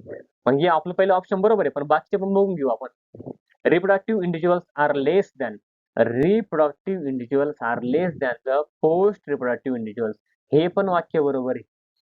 कसं बघा, reproductive individuals are less, reproductive individual are less than the post reproductive, sorry हे वाक्य चुकीचं आहे. Reproductive individual are more than the post reproductive individual. आता यांच्यापेक्षा कमी असतं नाही, कोणते, रिप्रोडक्टिव्ह इंडिव्हिज्युअल काय असतात, जास्त असतात, कोणत्या पेक्षा, म्हाताऱ्या माणसांपेक्षा. तरुण वर्ग जास्त असतो बघा. Reproductive and pre reproductive individuals are equal in number. भाऊ हे राहत नाही, कोणतं, रिप्रोडक्टिव्ह आणि प्री रिप्रोडक्टिव्ह हे दोघांची संख्या सारखी असत नाही. आम्हाला माहिती आहे, आम्हाला सरांनी शिकवले काय, प्री रिप्रोडक्टिव्ह जे आहे पूर्णपणे त्यांची संख्या जास्त असते कोणापेक्षा, रिप्रोडक्टिव्ह स्टेजेस पेक्षा, ठीक आहे. त्यानंतर बी ऑप्शन काय आहे, pre reproductive individuals, pre reproductive individuals are less than reproductive individuals. आम्ही घाटा घालून तेल नाही, तो आम्हाला काही येड्यात काढू नको, ऑप्शन म्हणायचं, ठीक आहे. तेव्हा ऑप्शन ए जे आहे आपलं करेक्ट आन्सर असणार आहे, कारण का प्री रिप्रोडक्टिव्ह इंडिव्हिज्युअल्स जे आहे कसे असणार आहे, ते जास्त असणार आहे कोणापेक्षा, रिप्रोडक्टिव्ह इंडिव्हिज्युअल पेक्षा. इथे काय म्हटले, लेस म्हटले, दोन्ही ऑप्शन सुद्धा आपलं काय चुकीचं आहे, ठीक आहे. चला जाऊयात पुढे. आपलं हे ऑप्शन ऑलरेडी बरोबरच आहे. त्यानंतर बघा, इथं बघा एक्सपांडिंग, त्यानंतर स्टेबल, त्यानंतर डिक्लाइन. याच्यामध्ये आपल्याला सांगितलंय प्री रिप्रोडक्टिव्ह जे आहेत, जे लहान पोरं आहेत त्यांची संख्या काय असते, जास्त असते. रिप्रोडक्टिव्ह जे आहेत तरुण वर्ग त्यांची संख्या काय असते, थोडीशी कमी असते. त्यानंतर पोस्ट रिप्रोडक्टिव्ह जे आहे त्यांची संख्या काय असते, अजून कमी असते. स्टेबल मध्ये काय असतं, तिन्ही पण स्टेबल वगैरे असतात. ठीक आहे. कोणी जास्त मरत पण नाही, कोणी जास्त जगत पण नाही. कोणतं जे मेलला त्यांची संख्या चांगलीच आहे, त्यानंतर जन्मला त्यांची संख्या काय चांगलीच वगैरे आहे. नाही कोणतं म्हातारे माणसं लोक आहे लवकर वगैरे मरत नाही, त्यामुळे कोणतंही स्टेबल आहे. एक्सपांडिंग मध्ये जास्त तरुण संख्या असते आणि म्हातारा संख्या कमी असते. आता ही डिक्लाइन बघा लास्टला. डिक्लाइन मध्ये काय होतं, लहान मुलं जे आहे कमीत कमी असतात, रिप्रोडक्टिव्ह स्टेज मध्ये जास्त असतात, म्हातारे माणसं काय थोडेफार जास्त वगैरे असतात. म्हणजे ही डिक्लाइन पॉप्युलेशन त्याला म्हणतो आपण. ठीक आहे, जे आपण बघितलं. त्यानंतर नेक्स्ट क्वेश्चन आहे क्वेश्चन नंबर 31. आता क्वेश्चन नंबर 31 मध्ये काय म्हटलं बघा, plant which produce characteristics pneumatophores and show vivipary belongs to. आता जे प्लांट पूर्णपणे नेमॅटोपोड जे आहेत ना ते प्रोड्यूस करतात कोणता आणि ते विविपेरी दाखवतात, त्यांना काय म्हणतो पण. आता हा क्वेश्चन सुद्धा कोणता माहिती आहे का, हा क्वेश्चन मार्क फ्लॉवरिंग आहे. ते पण त्याचा आन्सर मी तुम्हाला सांगतो. बघा इथे आता या साईडला आपण बघूया तिथं. त्याला म्हणतो आपण हॅलोफेट. कोणता जे प्लांट नेमॅटोपोड ऑलरेडी आपण सिमिलर क्वेश्चन जो आहेत ना अगोदर बघितलं. ठीक आहे. त्यानंतर सॅमोफाइट्सला म्हटलंय हे ऑप्शन तर मध्ये नाही. त्यानंतर हायड्रोफाइट्स जे आहेत ते पण ऑप्शन नाही आणि कोणता मेसोफाइट ते पण ऑप्शन मध्ये आपला नाही. आता ही झाडं जे असतात पूर्णपणे मेसोफाइट्स म्हणजे काय असतं, हायड्रोफाइट म्हणजे काय असतं, त्यानंतर सॅमोफाइट्स म्हणजे काय असतं आणि हॅलोफाइट्स म्हणजे काय असतं. त्यामध्ये आपल्याला हॅलोफाइट कळालंय काय असतं, जे झाडं नेमॅटोपोड जे आहेत ते शो करतात ना त्याला आपण काय म्हणतो, हॅलोफाइट असं म्हणतो.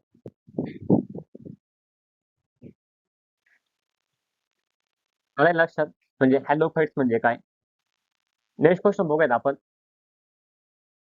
हॅलोफाइट्स पुढचा क्वेश्चन नीट 2017 क्वेश्चन बघा.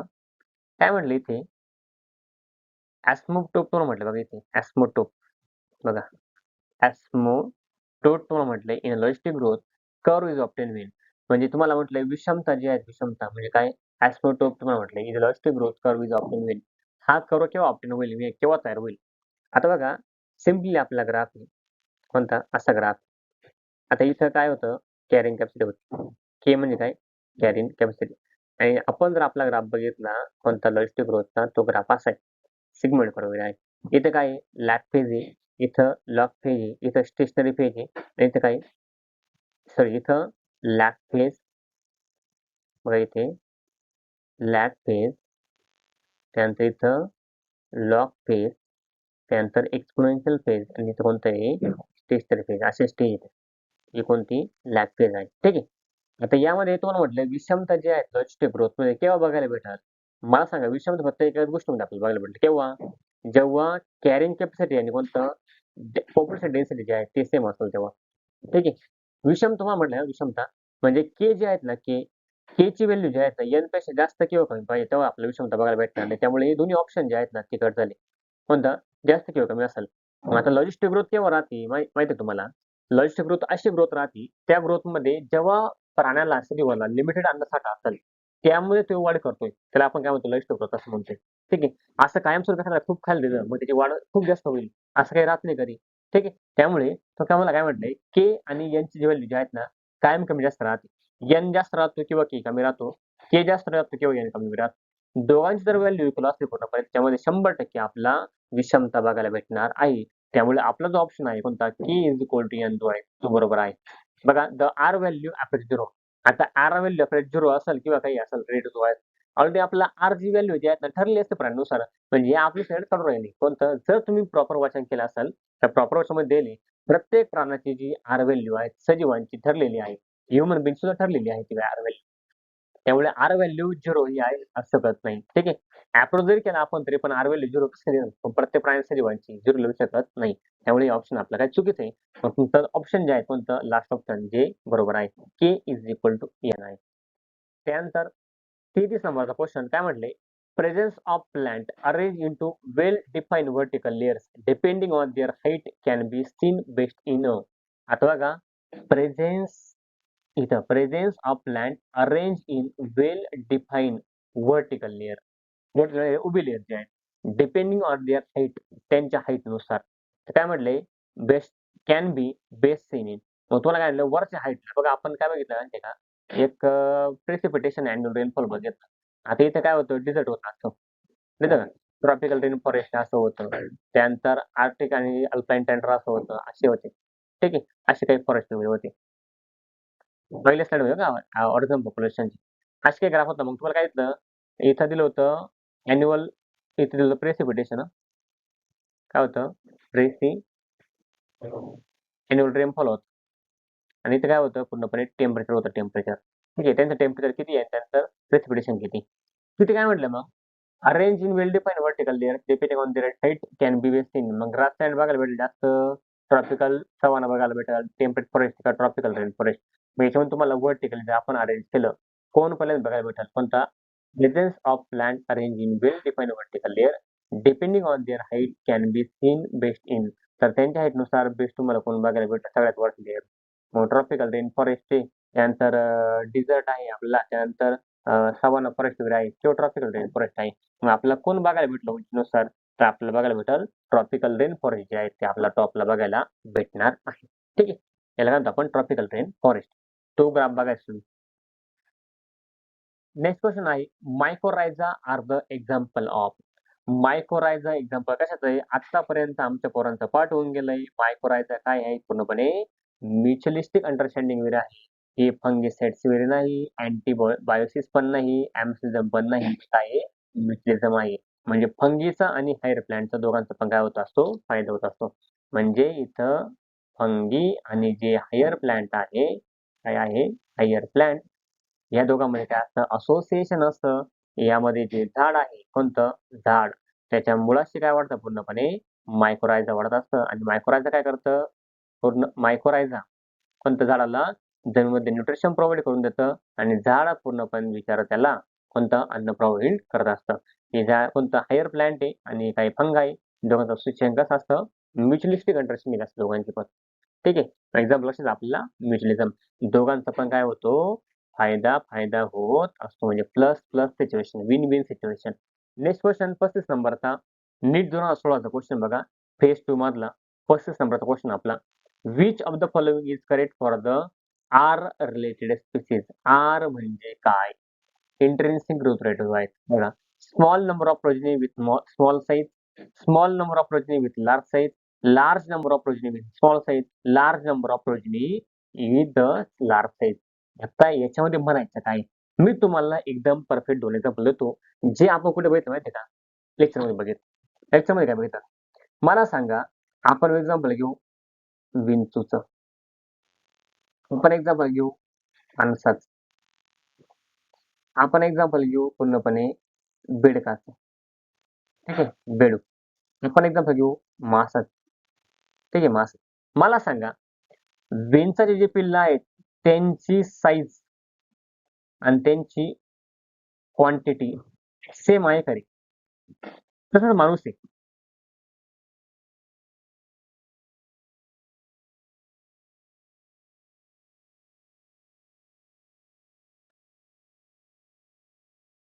बघा यामध्ये काय बघितलं आपण? आता विंचाचं एक्झाम्पल बघितलं आपण. बघा का? विंचू आता बघा इथे विंचू, त्यानंतर आपण काय घेतलं? माणूस, त्यानंतर आपण घेतला मासा. हे 3च एक्झाम्पल आपण घेऊ. आता विंचाचे जे प्रोजेनी आहेत, त्यांची साईज आणि त्यांची क्वांटिटी सेम आहे का रे? माणसाचं एक्झाम्पल बघा, त्याची क्वांटिटी बघा. मासे एक्झाम्पल त्याची क्वांटिटी बघा. आता इथे काय म्हटलं माहिती का? जेवढा लहान साईजचे प्रोजेनी असतील ना, तेवढ्या क्वांटिटी जास्त असतील. जेवढी पूर्णपणे साईज मोठी तेवढी क्वांटिटी कमी. त्यानंतर जेवढी पूर्णपणे साईज मोठी तेवढी काय क्वांटिटी कमी. आता विंचाचं आपण जर एक्झाम्पल घेतलं, विंचामध्ये स्कॉर्पिओमध्ये याचे जे पिल्लं आहेत त्यांची साईज कमी असल्यामुळे त्यांची क्वांटिटी काय जास्त आहे. आता माणसाचं बघा, साईज त्या मुलाची कमी असल्यामुळे कोणतं क्वांटिटी साईज जास्त असल्यामुळे क्वांटिटी काय कमी. साईज जास्त क्वांटिटी कमी. कोणतं क्वांटिटी जास्त साईज काय कमी पूर्णपणे. व्हाईस वर्सा. हे दोघी एकमेकाला काय असं प्रोपोर्शनल असतं बघा. मग काय म्हटलं इथे which of the following is the correct for R related species. मग आर रिलेटेड आपल्याला तिथं बघायचं जर असेल तर आपल्याला काही वाक्य बघायला लागतील. पहिलं वाक्य बघा मग. काय म्हटलंय? Small number of progeny with small size. Small number of progeny with small size. Small number of progeny राहतात आणि स्मॉल साईज पण राहतात. हे वाक्य चुकीचं आहे ना आपलं. ठीक आहे, वाक्य चुकीचं आहे. Small number of progeny with large size. Small number of progeny असतील आणि त्या लार्ज साईजच्या पण असतील असं शक्य नाही. Small number of progeny with large size आहे ते राहणार नाही. ठीक आहे. त्यानंतर large number of progeny with small size. Okay, large number of progeny with small size राहू शकते. कोणतं? जेव्हा प्रोजेनी जास्तीत जास्त असेल ते स्मॉल साईज असणारच आहे. Large number of progeny with large size हे शक्य नाही. Large number of progeny with large size हे पण वाक्य शक्य नाही. म्हणजे काय? जे असे प्राणी आहे ज्या प्राण्यांचे साईज कमी आहेत त्यांची क्वांटिटी काय असणार? जास्त असणार आहे. म्हणजे large number of progeny with small size असणार आहे. इथे काय आहे? Large number of progeny with small size. आपलं काय आहे? लार्ज नंबर ऑफ साईज कोणता प्रोजेनी काय आहे? स्मॉल नंबर आहे. ठीक आहे, हे लक्षात ठेवायचं. मग आपलंही वाक्य बरोबर येईल. कोणतं? Large number of progeny with small size. म्हणजे ऑप्शन डी जे आहे सी आहे आपलं ही करेक्ट आन्सर असणार आहे. ठीक आहे, आलं लक्षात. मला पुढचा क्वेश्चन बघूयात. बघा त्याचं एक्सप्लेनेशन आहे. तुम्हाला एक्सप्लेनेशन दिलेलं आहे. बघा आतापर्यंत आपण बघितले 35 क्वेश्चन. त्यानंतर आपल्याला बघायचं आहे 36 नंबरचा क्वेश्चन. बघून घेऊयात 36 नंबरच्या क्वेश्चन मध्ये काय म्हटले. आता तो क्वेश्चन आहे आपला नीट 2016. ठीक आहे. क्वेश्चन काय आहे? The principle of competitive exclusion. Principle आहे कसं? कॉम्पिटेटिव्ह एक्सक्लुजनचं वाज स्टेड बाय. कोणी सांगितलंय ते? मग mark author, GF. Gauss, world त्यांनी सांगितलंय किंवा सी डार्विनने सांगितलंय. आता बघा सी डार्विन म्हणजे कोणता? चार्ल्स डार्विनने सांगितलेलं नाही. चार्ल्स डार्विनने काय सांगितलं? Survival of the fittest. बरोबर. आता वर्ल्ड हा एक ग्राफ आहे आपल्याला. त्या ग्राफनुसार आपलं लॉजिस्टिक ग्रोथ आणि कोणतं एक्सपोनेन्शियल ग्रोथ करते. त्यानंतर जी.एफ. गॉस जे आहेत हे बरोबर आन्सर आहे. कोणतं? जी.एफ. गॉसने कॉम्पिटेटिव्ह एक्सक्लुजन हे काय जे प्रिन्सिपल आहे ते दिलं होतं. आता ते प्रिन्सिपल काय होतं? फॉर एक्झाम्पल एकाच झाडावरती राहणारे अनेक पक्षी जे आहेत, काय आहे? पक्षी आहे. त्या पक्ष्यांचा जो फीडिंग टाईम आहे तो काय असतो? वेगळा असतो. काही जण झाडाच्या वरच्या टॉप भागावरती राहतात, काही जण झाडाच्या बॉटम भागावरती राहतात किंवा त्यांचा जो निश आहे पूर्णपणे किंवा त्यांचा जो निश आहे किंवा त्यांची राहण्याची जागा आहे किंवा त्यांचा फीडिंग टाईम आहे. जास्तीत जास्त कोण आहे? फीडिंग टाईम जो आहे तो काय आहे? वेगळा आहे यांचा. त्यामुळे जी.एफ. गॉसचे प्रिन्सिपल कोणता? आपला आन्सर जे आहे बरोबर आहे. त्यानंतर मार्क ऑथर जे आहेत यांनी स्टेटमेंट वेगळं दिलं होतं. ठीक आहे. आपल्याला ते बघायचं आहे. म्हणजे आपलं करेक्ट आन्सर कोणता आहे? जी.एफ. गॉस. गॉस प्रिन्सिपल त्याला आपण म्हणत असतो. त्यानंतर 37 नंबरचा क्वेश्चन आहे. आता इथे काय म्हटलं बघा 2016चा फेज 2 चा क्वेश्चन आहे. इथं if plus sign assign for the beneficial interaction, minus sign assign for the determinant and the zero sign for natural interaction. When the population interaction represented by the plus and minus is referred to. Question एकदम सोपं आहे. जर काय म्हटलं त्यांनी बेनिफिशियरला plus आहे, त्यानंतर ज्यांना तोटा त्यांना मायनस आहे. तर हे जे साइन आहे कोणतं? प्लस आणि मायनस हे कोणाचं आहे? मग एकाला फायदा होतो, दुसऱ्याला काय होतो? तोटा होतो. हे ते साइन आहे. मग ती इंटरॅक्शन कोणती? ती आपल्याला बघायची. मला सांगा पॅरासिटिझममध्ये एकाला काय होतो? फायदा होतो, दुसऱ्याला काय होतो? तोटा होतो. कॉमर्शियलिझममध्ये एकाचा फायदा होतो, दुसरा काही फायदा किंवा तोटा वगैरे होत नाही. म्युच्युअलिझममध्ये दोघांचा पण काय होतो? फायदा होत असतो. आणि ॲमेन्शलिझममध्ये एकाचा फायदा कोणता? एकाचा तोटा आणि दुसऱ्याला कोणता? फायदा पण नाही, तोटा पण नाही होत. ठीक आहे. मग त्यामुळे आपल्याला प्लस, मायनस हे कोणामध्ये येईल? फक्त आणि फक्त पॅरासिटिझममध्ये येऊ शकतं. त्यामुळे आपलं जे आन्सर आहे पॅरासिटिझम इंटरॅक्शन ही सगळ्यात बरोबर उत्तर आहे. पॅरासिटिझम. ठीक आहे. पुढचा क्वेश्चन बघूया. बघा याच्यामध्ये 38 नंबरचा क्वेश्चन नीट 2016 ला विचारलेलं आहे. काय म्हटले? When does the growth rate of population following the logistic model equal to 0. Logistic model तेव्हा 0 येईल तेव्हा the logistic model is given as dn by dt is equal to rn 1 minus n upon k. आता हा तुम्हाला formula देईल. जर logistic model 0 असेल तर याच्यामध्ये कोणतं जे विधान जे आहे ते सत्य आहे. मग पहिले काय म्हटले? When death rate is greater than the birth rate. आता मला सांगा डेथ रेट जर जास्त असेल, बर्थ रेट कमी असेल तर हा 0 येऊ शकत नाही ना. त्यामुळे या आन्सर आपलं काय चुकीचं आहे. ठीक आहे. When n and k equal to 0. आता n आणि k जर 0 असेल तेव्हा सुद्धा येऊ शकत नाही. आपलं 0 आलं म्हणजे काय? त्यांचं कॅल्क्युलेशन करून 0 आलं पाहिजे. त्यामुळे हे सुद्धा आपला ऑप्शन राहणार नाही. तिसरा ऑप्शन आहे when n k is exactly 1. आता बरोबर आहे n आणि k जर एक्झॅक्टली 1 असेल ना तेव्हा 0 होईल. 1 minus 1 इज इक्वल टू 0 होईल. नंतर when n near the carrying capacity of the habitat. Carrying capacity जेव्हा हॅबिटॅट असेल ना तेव्हा सुद्धा ते येऊ शकत नाही. त्यामुळं आपलं जे आन्सर आहे सी आन्सर हे परफेक्ट आन्सर असणार आहे. ठीक आहे. सी आन्सर बरोबर. नेक्स्ट क्वेश्चन आहे आपला 39 नंबरचा. काय म्हटलं इथे नीट 2016 चा क्वेश्चन आहे. फेज 1 मधला क्वेश्चन आहे. Gause principle of competition exclusion state that. Gause principle काय सांगते? कॉम्पिटिशन एक्सक्लुजन काय आहे, ज्या 2 स्पेसीज वगैरे आहेत त्या 2 स्पेसीज सेम भागावरती राहतात. फक्त काय त्यांचा चारा जो आहे किंवा त्यांची जी निश आहे ते बदलून टाकतात.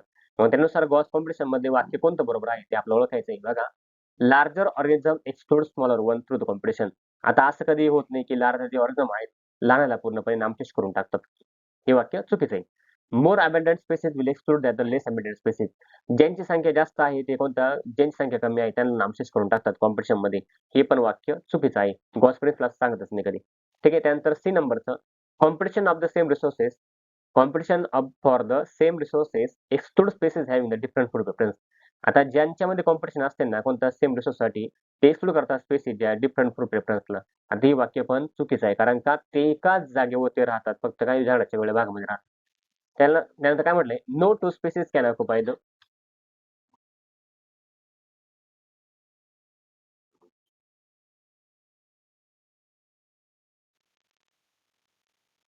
त्यानंतर आपलं चौथं वाक्य बघा, आता हे तिन्ही पण चुकीचे निघाले तर आपलं शेवटचं वाक्य बरोबर असणार आहे. तरी पण ते एकदा बघून घेऊ आपण. No two species can occupy the same niche. बरोबर आहे. 2 स्पेसीज जे आहेत ना, कोणता सेम निच जो आहेत ना, ऑक्युपाय करू शकत नाही independently for the same limiting resource. मग आता हे प्रत्येक ऑर्गनचा निश जो आहे, इथं निच नाही, कोणतं निश जो आहे तो काय असतो, वेगवेगळा असतो. त्यानुसार आपलं जे लास्ट वाक्य आहे कोणतं, डी वाक्य, ते बरोबर आहे गॉस प्रिन्सिपल नुसार. आपण 3 जरी चुकीचे ठरवले, लास्ट जो येईल तो आपला बरोबर असणार नाही. ठीक आहे. त्यामुळे आपलं लास्ट जे वाक्य आहे ते बरोबर आहे. त्यानंतर 40 नंबरचा क्वेश्चन बघा, नीट 2016चा. काय म्हटलं इथे, it is much easier for the small animal to run हे अपहिल. म्हणजे जे लहान प्राणी जे आहेत ना त्यांना अपहिल म्हणजे काय रे, उंचावर जाण्यासाठी, उंचावरती जाण्यासाठी कोणता इझी असतं बुवा असं. लहान लहान जे प्राणी आहेत, म्हणजे लहान प्राणी जे आहेत ना मोठ्या प्राण्यापेक्षा उंचवर जाण्याला सोपं असतं. कारण का, मग आपल्याला बघायचं वाक्य दिलं बघा, the efficiency of muscle large animal is less than the small animal. असं काही राहत नाही. काय, जे लार्ज एनिमल त्यांची इफिशियन्सी काय स्मॉल एनिमलपेक्षा जास्त असते, असं त्यांनी म्हटले. Efficiency of muscle large animal is less than the small animal. असं काही राहत नाही. उलट जे प्राणी जास्त मोठे असतात त्यांची इफिशियन्सी जास्त असायला पाहिजे. ठीक आहे. त्यामुळे वाक्य चुकीचं आहे. त्यानंतर B, smaller animal have the high metabolic rate. बरोबर आहे. स्मॉलर एनिमलमध्ये मेटाबॉलिक रेट हाय असतो. तरी पण तिसरं वाक्य बघून घेऊ आपण.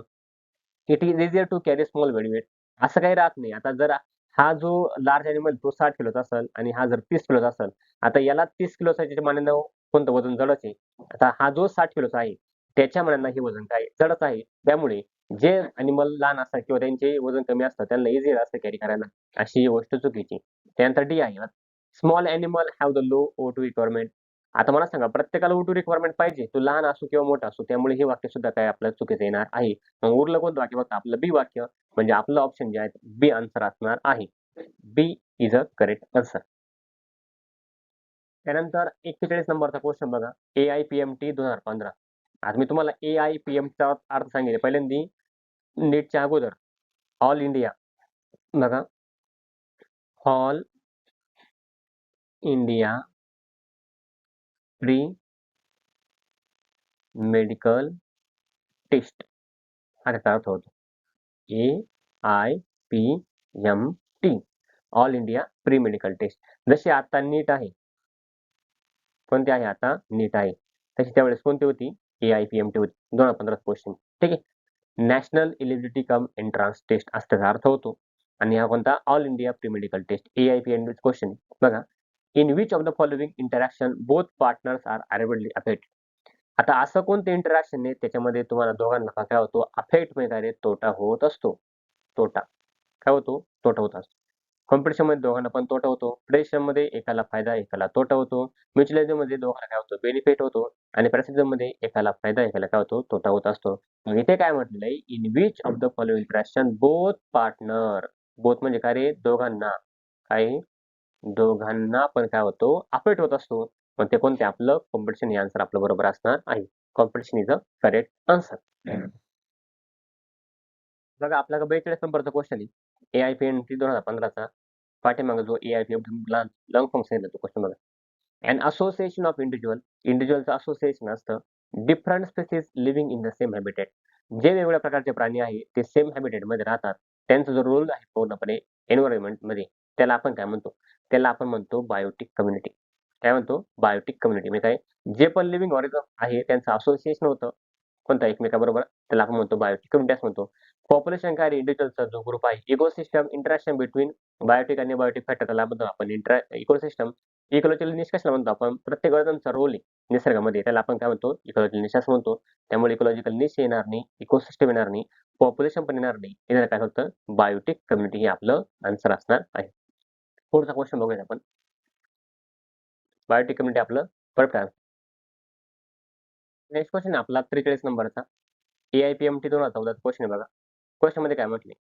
Just a person moving from Delhi to Shimla. एखादा माणूस आहे तो दिल्लीपासून शिमल्याला गेलाय. To escape the heat of during the hot समर.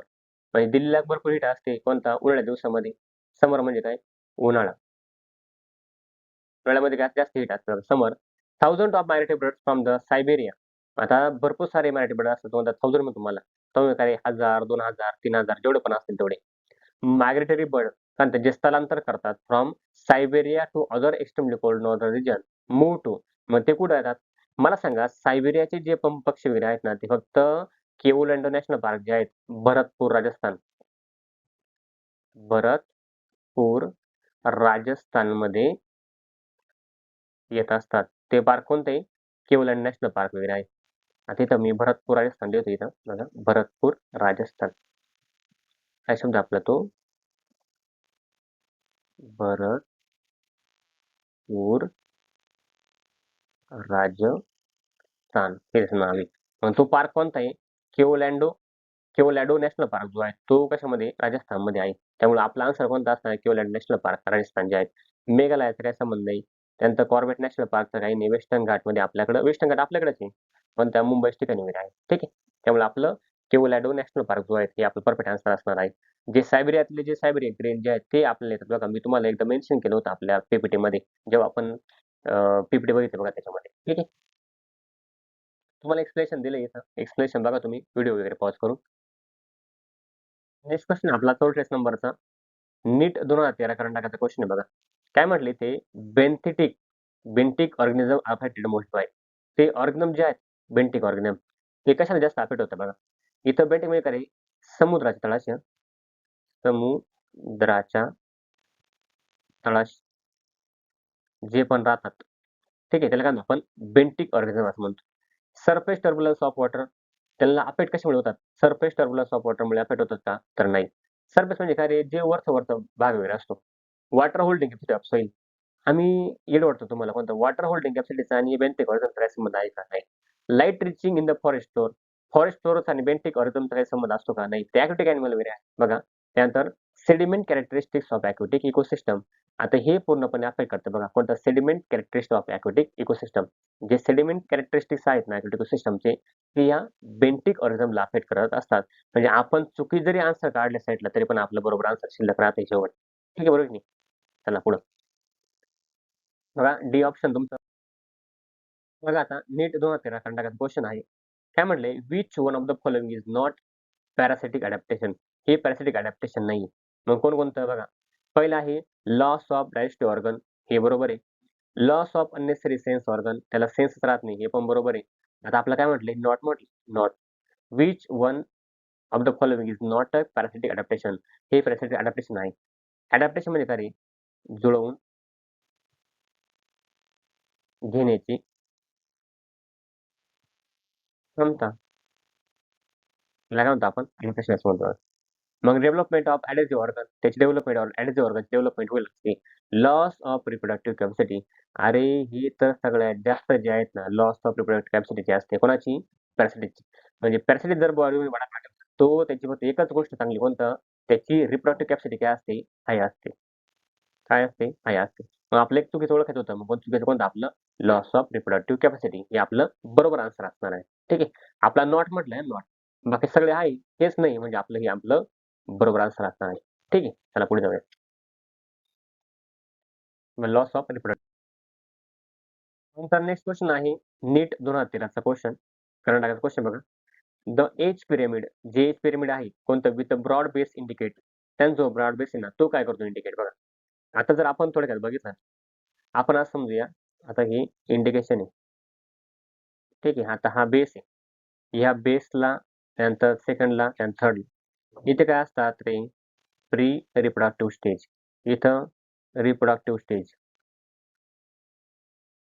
तिथे काय असतात पूर्णपणे पोस्ट रिप्रोडक्टिव्ह स्टेज असते. मग तुम्हाला सांगा the age pyramid with the broad base. आता हा जो ब्रॉड बेस आहे ना, तो काय इंडिकेट करतो? हा ब्रॉड बेस जो आहे हा भाग. मग तो काय करतो बघा, एक एक वाक्य बघून घेऊ. हाय पर्सेंटेज ऑफ यंग इंडिव्हिज्युअल, हे वाक्य बरोबर आहे. दुसरं बघून घेऊ. हाय पर्सेंटेज ऑफ ओल्ड इंडिव्हिज्युअल, नाही. हाय पर्सेंटेज ऑफ ओल्ड इंडिव्हिज्युअल हा जो वरचा पार्ट जो आहे ना, तो कन्सिडर करतोय. पण त्याच्यामध्ये पण हाय नसतात, जेव्हा कमी असतात, पण आपल्याला दिले नाही. Age pyramid with the broad base. आता हा जो ब्रॉड बेस आहे, तो काय इंडिकेट करतो? हाय पर्सेंटेज ऑफ यंग इंडिव्हिज्युअल. म्हणजे त्या भागामध्ये यंग जे आहेत, तरुण जे आहेत, कोणते तरुण माणसं जे आहेत जास्त जास्त आहे. त्यानंतर अस्टेबल पॉप्युलेशन, स्टेबल पॉप्युलेशनचा बेस जो आहे ना मोठा नसतो. ठीक आहे, हे चुकीचं आहे. Low percentage of individual, low percentage of young individual सांगत नाही. आता ब्रॉड बेस काय सांगतो? ज्याचं पर्सेंटेज हाय आहे ते सांगतो. ठीक आहे, मग आपला आन्सर काय असणार आहे? हाय पर्सेंटेज ऑफ यंग इंडिव्हिज्युअल. ठीक आहे, तरुण जणांची संख्या जास्त आहे. बघा आपला 47 नंबरचा क्वेश्चन आहे, नीट 2013चा क्वेश्चन. आता या क्वेश्चन मध्ये काय सांगितलं आपल्याला ते पहिल्यांदा बघून घेऊ. बघा, a biologist study the population of rats in a barn. Rats in बार्न म्हणजे काय रे? त्यांनी पॉप्युलेशन स्टडी केला कोणता? जे रॅट आहेत. रॅट म्हणजे काय? उंदर जे आहेत, उंदरांचा. ठीक आहे. He found that the average natality was 250. Natality म्हणजे काय रे? जन्म घेणाऱ्यांची संख्या. ठीक आहे, त्याला आपण नॅटिलिटी म्हणतो. त्याला आपण इंडिकेट करतो कॅपिटल बी ने. ठीक आहे, ती किती? 250 आहे. ॲव्हरेज मोर्टॅलिटी किती? 240 आहे. इमिग्रेशन किती आहे? 20 आहे. आणि इमिग्रेशन किती आहे? 30 आहे. The net increase in population is. तर त्या पॉप्युलेशनमध्ये नेट इन्क्रीज किती झाला आहे? हे आपल्याला विचारलेलं आहे. आता मला सांगा, ॲव्हरेज मोर्टॅलिटी म्हणजे काय रे? डेथ रेट आहे. बरोबर. इमिग्रेशन म्हणजे काय रे? कॅपिटल आय आहे. त्यानंतर इमिग्रेशन म्हणजे काय रे? कॅपिटल ई आहे. आपला फॉर्म्युला एकदम सोपा आहे. कोणता? dN/dt is equal to R into N. कोणता? Bracket K-N/K. हा एक फॉर्म्युला आहे. ठीक आहे. त्यानंतर dN/dt इज इक्वल टू, हा एक फॉर्म्युला आहे. कोणता? B प्लस I मायनस काय आहे? D plus D minus E. D plus E formula आहे.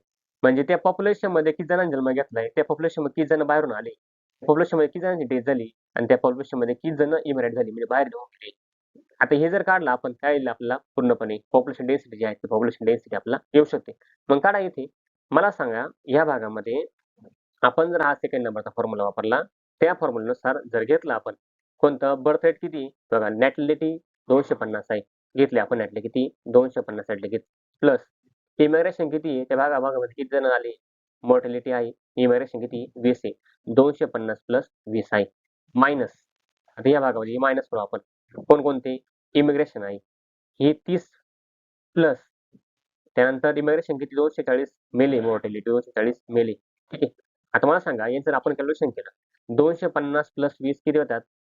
50, 60, 70, 270 आहे. ठीक आहे. त्यानंतर हे किती जण आहे? 30 प्लस 240, 40, 50, 60, 70, 270 आहे. ठीक आहे. मला सांगा, 270 जन्माला आले आणि 270 मेले पूर्णपणे, तर पॉप्युलेशन रेट काय येईल? 0 होईल का नाही? 100% 0 येणार आहे. आपल्याला answer सुद्धा येत असणार आहे. तुम्ही कॅल्क्युलेशन करून बघा, किती जण जन्माला आले, त्यानंतर किती जण बाहेरून आले, किती जण मेले आणि किती जण तो भाग सोडून गेले. जर 270 तुम्हाला जर म्हटलं जन्माला आले, त्यानंतर त्या भागामध्ये नवीन आले आणि 270 त्या भागामध्ये मेले किंवा बाहेरून सोडून गेले, तर त्या पॉप्युलेशन रेट जो आहे 100% 0 येणार आहे. आपला आन्सर काय आहे? 0 इज अ परफेक्ट आन्सर. ठीक आहे. पुढचा क्वेश्चन बघूया. नेक्स्ट क्वेश्चन आहे 48 नंबरचा. क्वेश्चनमध्ये काय म्हटलंय बघा, नीट 2013चा क्वेश्चन आहे. Beside paddy field. Paddy field म्हणजे काय रे? जे भातशेत आहे. पॅडी म्हणजे काय? भातशेत. Cyanobacteria are also found inside the vegetative part. Cyanobacteria जो आहे तो व्हेजिटेटिव्ह पार्टमध्ये आपल्याला बघायला भेटतो. कोणता? पॅडी फील्डमध्ये. Beside paddy field, paddy field सोडल्यानंतर बिसाइड. काय म्हणतो मला? सायकस आहे, सायलोटम आहे, पायनस आहे, इक्विसिटम आहे. मला सांगा, ही इक्विसिटम काय माहिती आहे? टेरिडोफाइट्स. पायनस काय आहे? जिम्नोस्पर्म आहे. त्यानंतर सायलोटम काय आहे? हे ब्रायोफाइट आहे. ठीक आहे. मग राहिलं काय फक्त? Cycas. Beside paddy field, cyanobacteria also found inside the vegetative part. सायकसच्या आतमध्ये हा व्हेजिटेटिव्ह पार्ट असतो. आता हा क्वेश्चन जो आहे ना, हा क्वेश्चन कोणत्या माहिती आहे का? मॉर्फोलॉजी ऑफ फ्लॉवरिंग प्लांट मधला आहे. कोणता? मॉर्फोलॉजी ऑफ फ्लॉवरिंग प्लांट मधला आहे. त्यामुळे त्याचा आन्सर जे आहे, बेस्ट आन्सर ते आहे सायकस. पुढचा क्वेश्चन बघूया. 49 नंबरचा क्वेश्चन काय म्हटले ते AIPMT 2012 all India pre medical टेस्टचा क्वेश्चन आहे 2012 मधला. Cuscuta is example of cuscuta. कसकुटाला आपण मराठीमध्ये काय म्हणतो? अमरवेल. काय म्हणतो? अमरवेल असं म्हणतो. मला सांगा cuscuta is example of ectoparasite, predation, endoparasitism आणि ब्रॉड पॅरासिटिझम आहे. सॉरी ब्रूड पॅरासिटिझम आहे. आता ब्रूड पॅरासिटिझम एक्झाम्पल काय आहे? कोकिळ आणि कोण आहे? कावळा आहे. Brood parasitism example. कारण काय आहे? कोकिळ कावळ्याच्या घरामध्ये अंडे घालते. कोकिळ काही करत नाही. एंडोपॅरासिटिझम एक्झाम्पल एंडोपॅरासिटिझम. मला सांगा अमरवेल झाडाच्या आतमध्ये राहतो का रे पूर्णपणे? नाही. म्हणजे ऑप्शन आपलं चुकीचं आहे. एंडोपॅरासिटिझम नाही. त्यानंतर प्रिडेशन आहे. एकाचा फायदा होतो, दुसरा काय होतो? तोटा होतो. हे एक एक्झाम्पल आहे. आणि एक्टोपॅरासिटिझम आहे. आता हे कसकुट झाडाच्या बाहेर वाढते. कुठे वाढते? झाडाच्या बाहेर वाढत असतं कसकुटा. अमरवेल जे आहेत. मग आपलं बेस्ट ऑप्शन काय येईल? एक्टोपॅरासिटिझम. आता हा पॅरासिट आहे, पण कोणता आहे? शरीराच्या बाहेर वाढतो म्हणजे कोणता आहे? एक्टोपॅरासाइट आहे. ठीक आहे.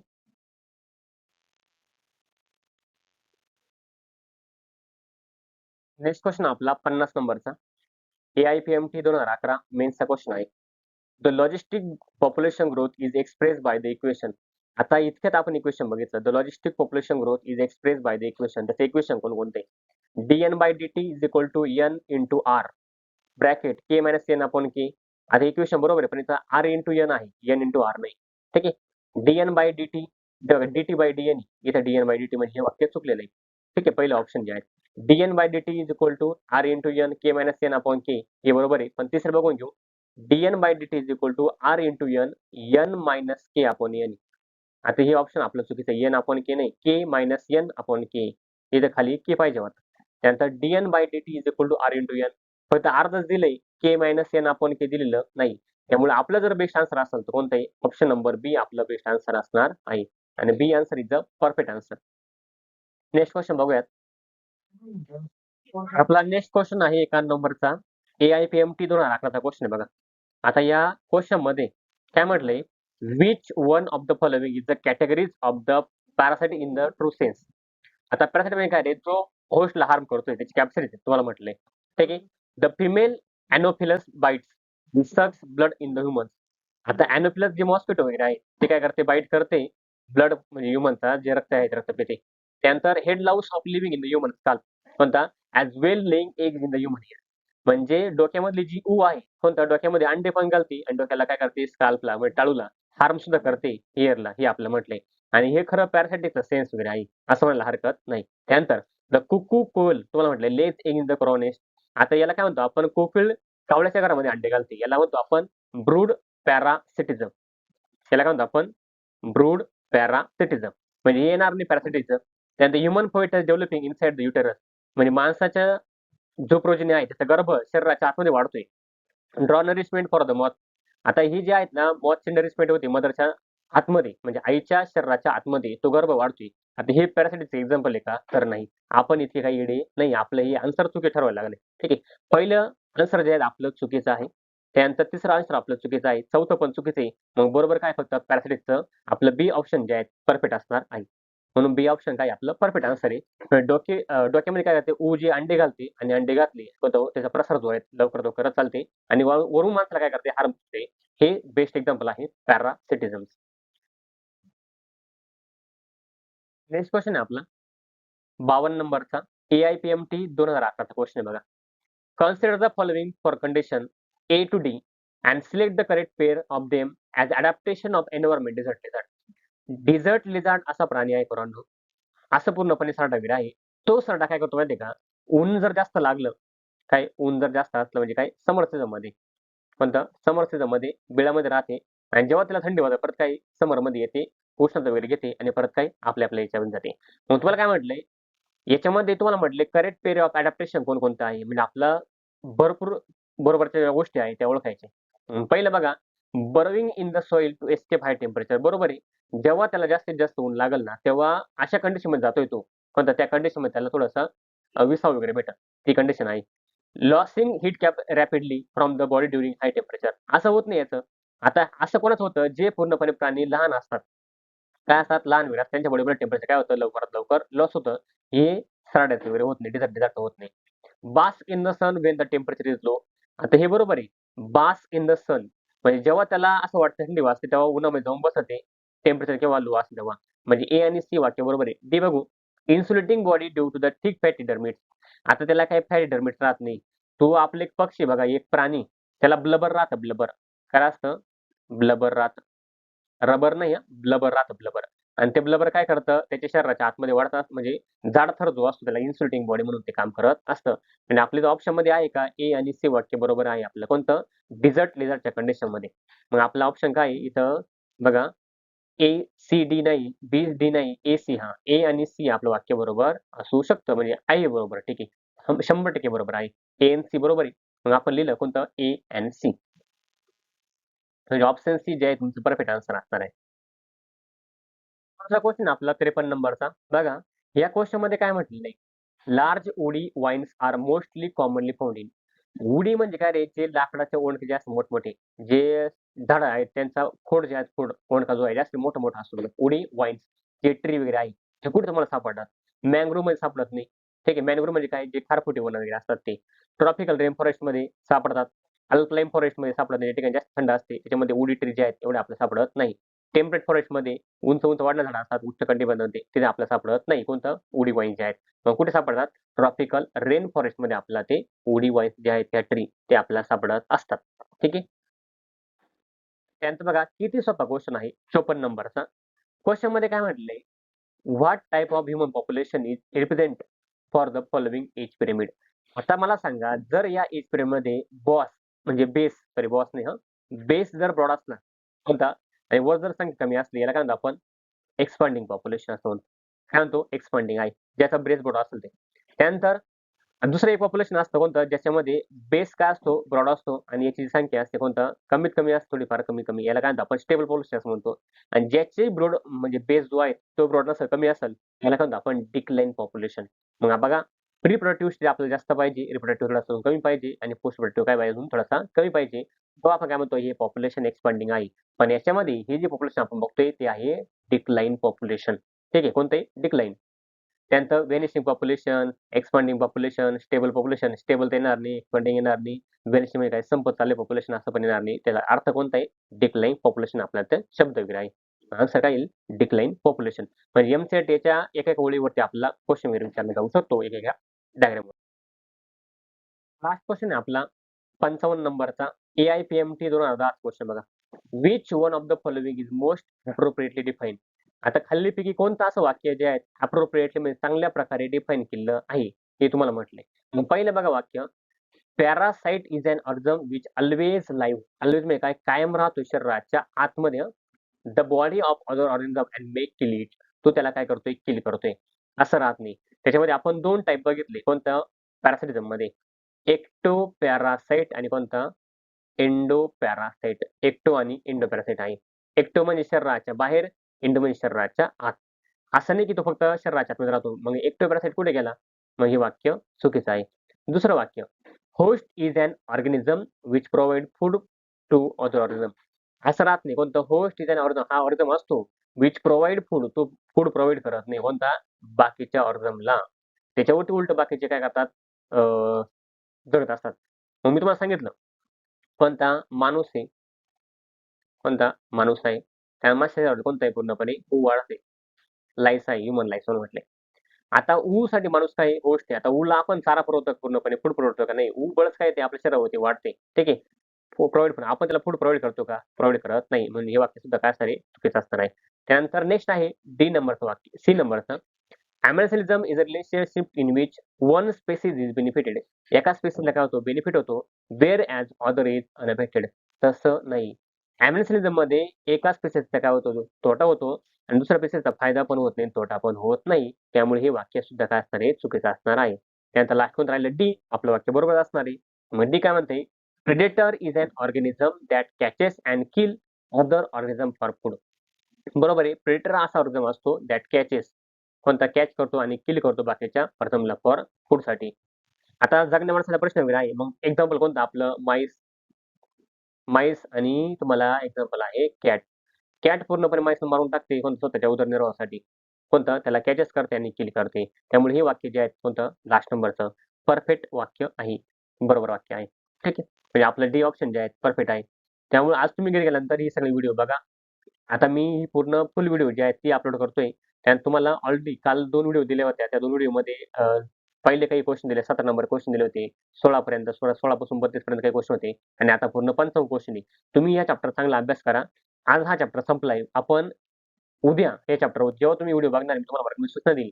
वर्गामध्ये सूचना दिल्यानंतर दुसऱ्या दिवशी तुमचा याच्यावरती पेपर होईल आणि हा पेपर पूर्णपणे फक्त 20 मार्काचा होईल. 20 मार्कामध्ये तुम्हाला सगळ्या ज्या कॉन्सेप्ट आहेत, त्या कॉन्सेप्ट तुम्हाला विचारल्या जाणार आहे. त्यामुळे लक्षात ठेवा. तो पेपरचा पॅटर्न मी तुम्हाला सांगेल. त्यामुळे व्यवस्थित अभ्यास करा, चांगले मार्क्स पाडा आणि तुम्हाला जर काही अडचण आली असेल, तुम्ही 100% ऑफलाईन सुद्धा तुम्ही मला विचारू शकता. ठीक आहे?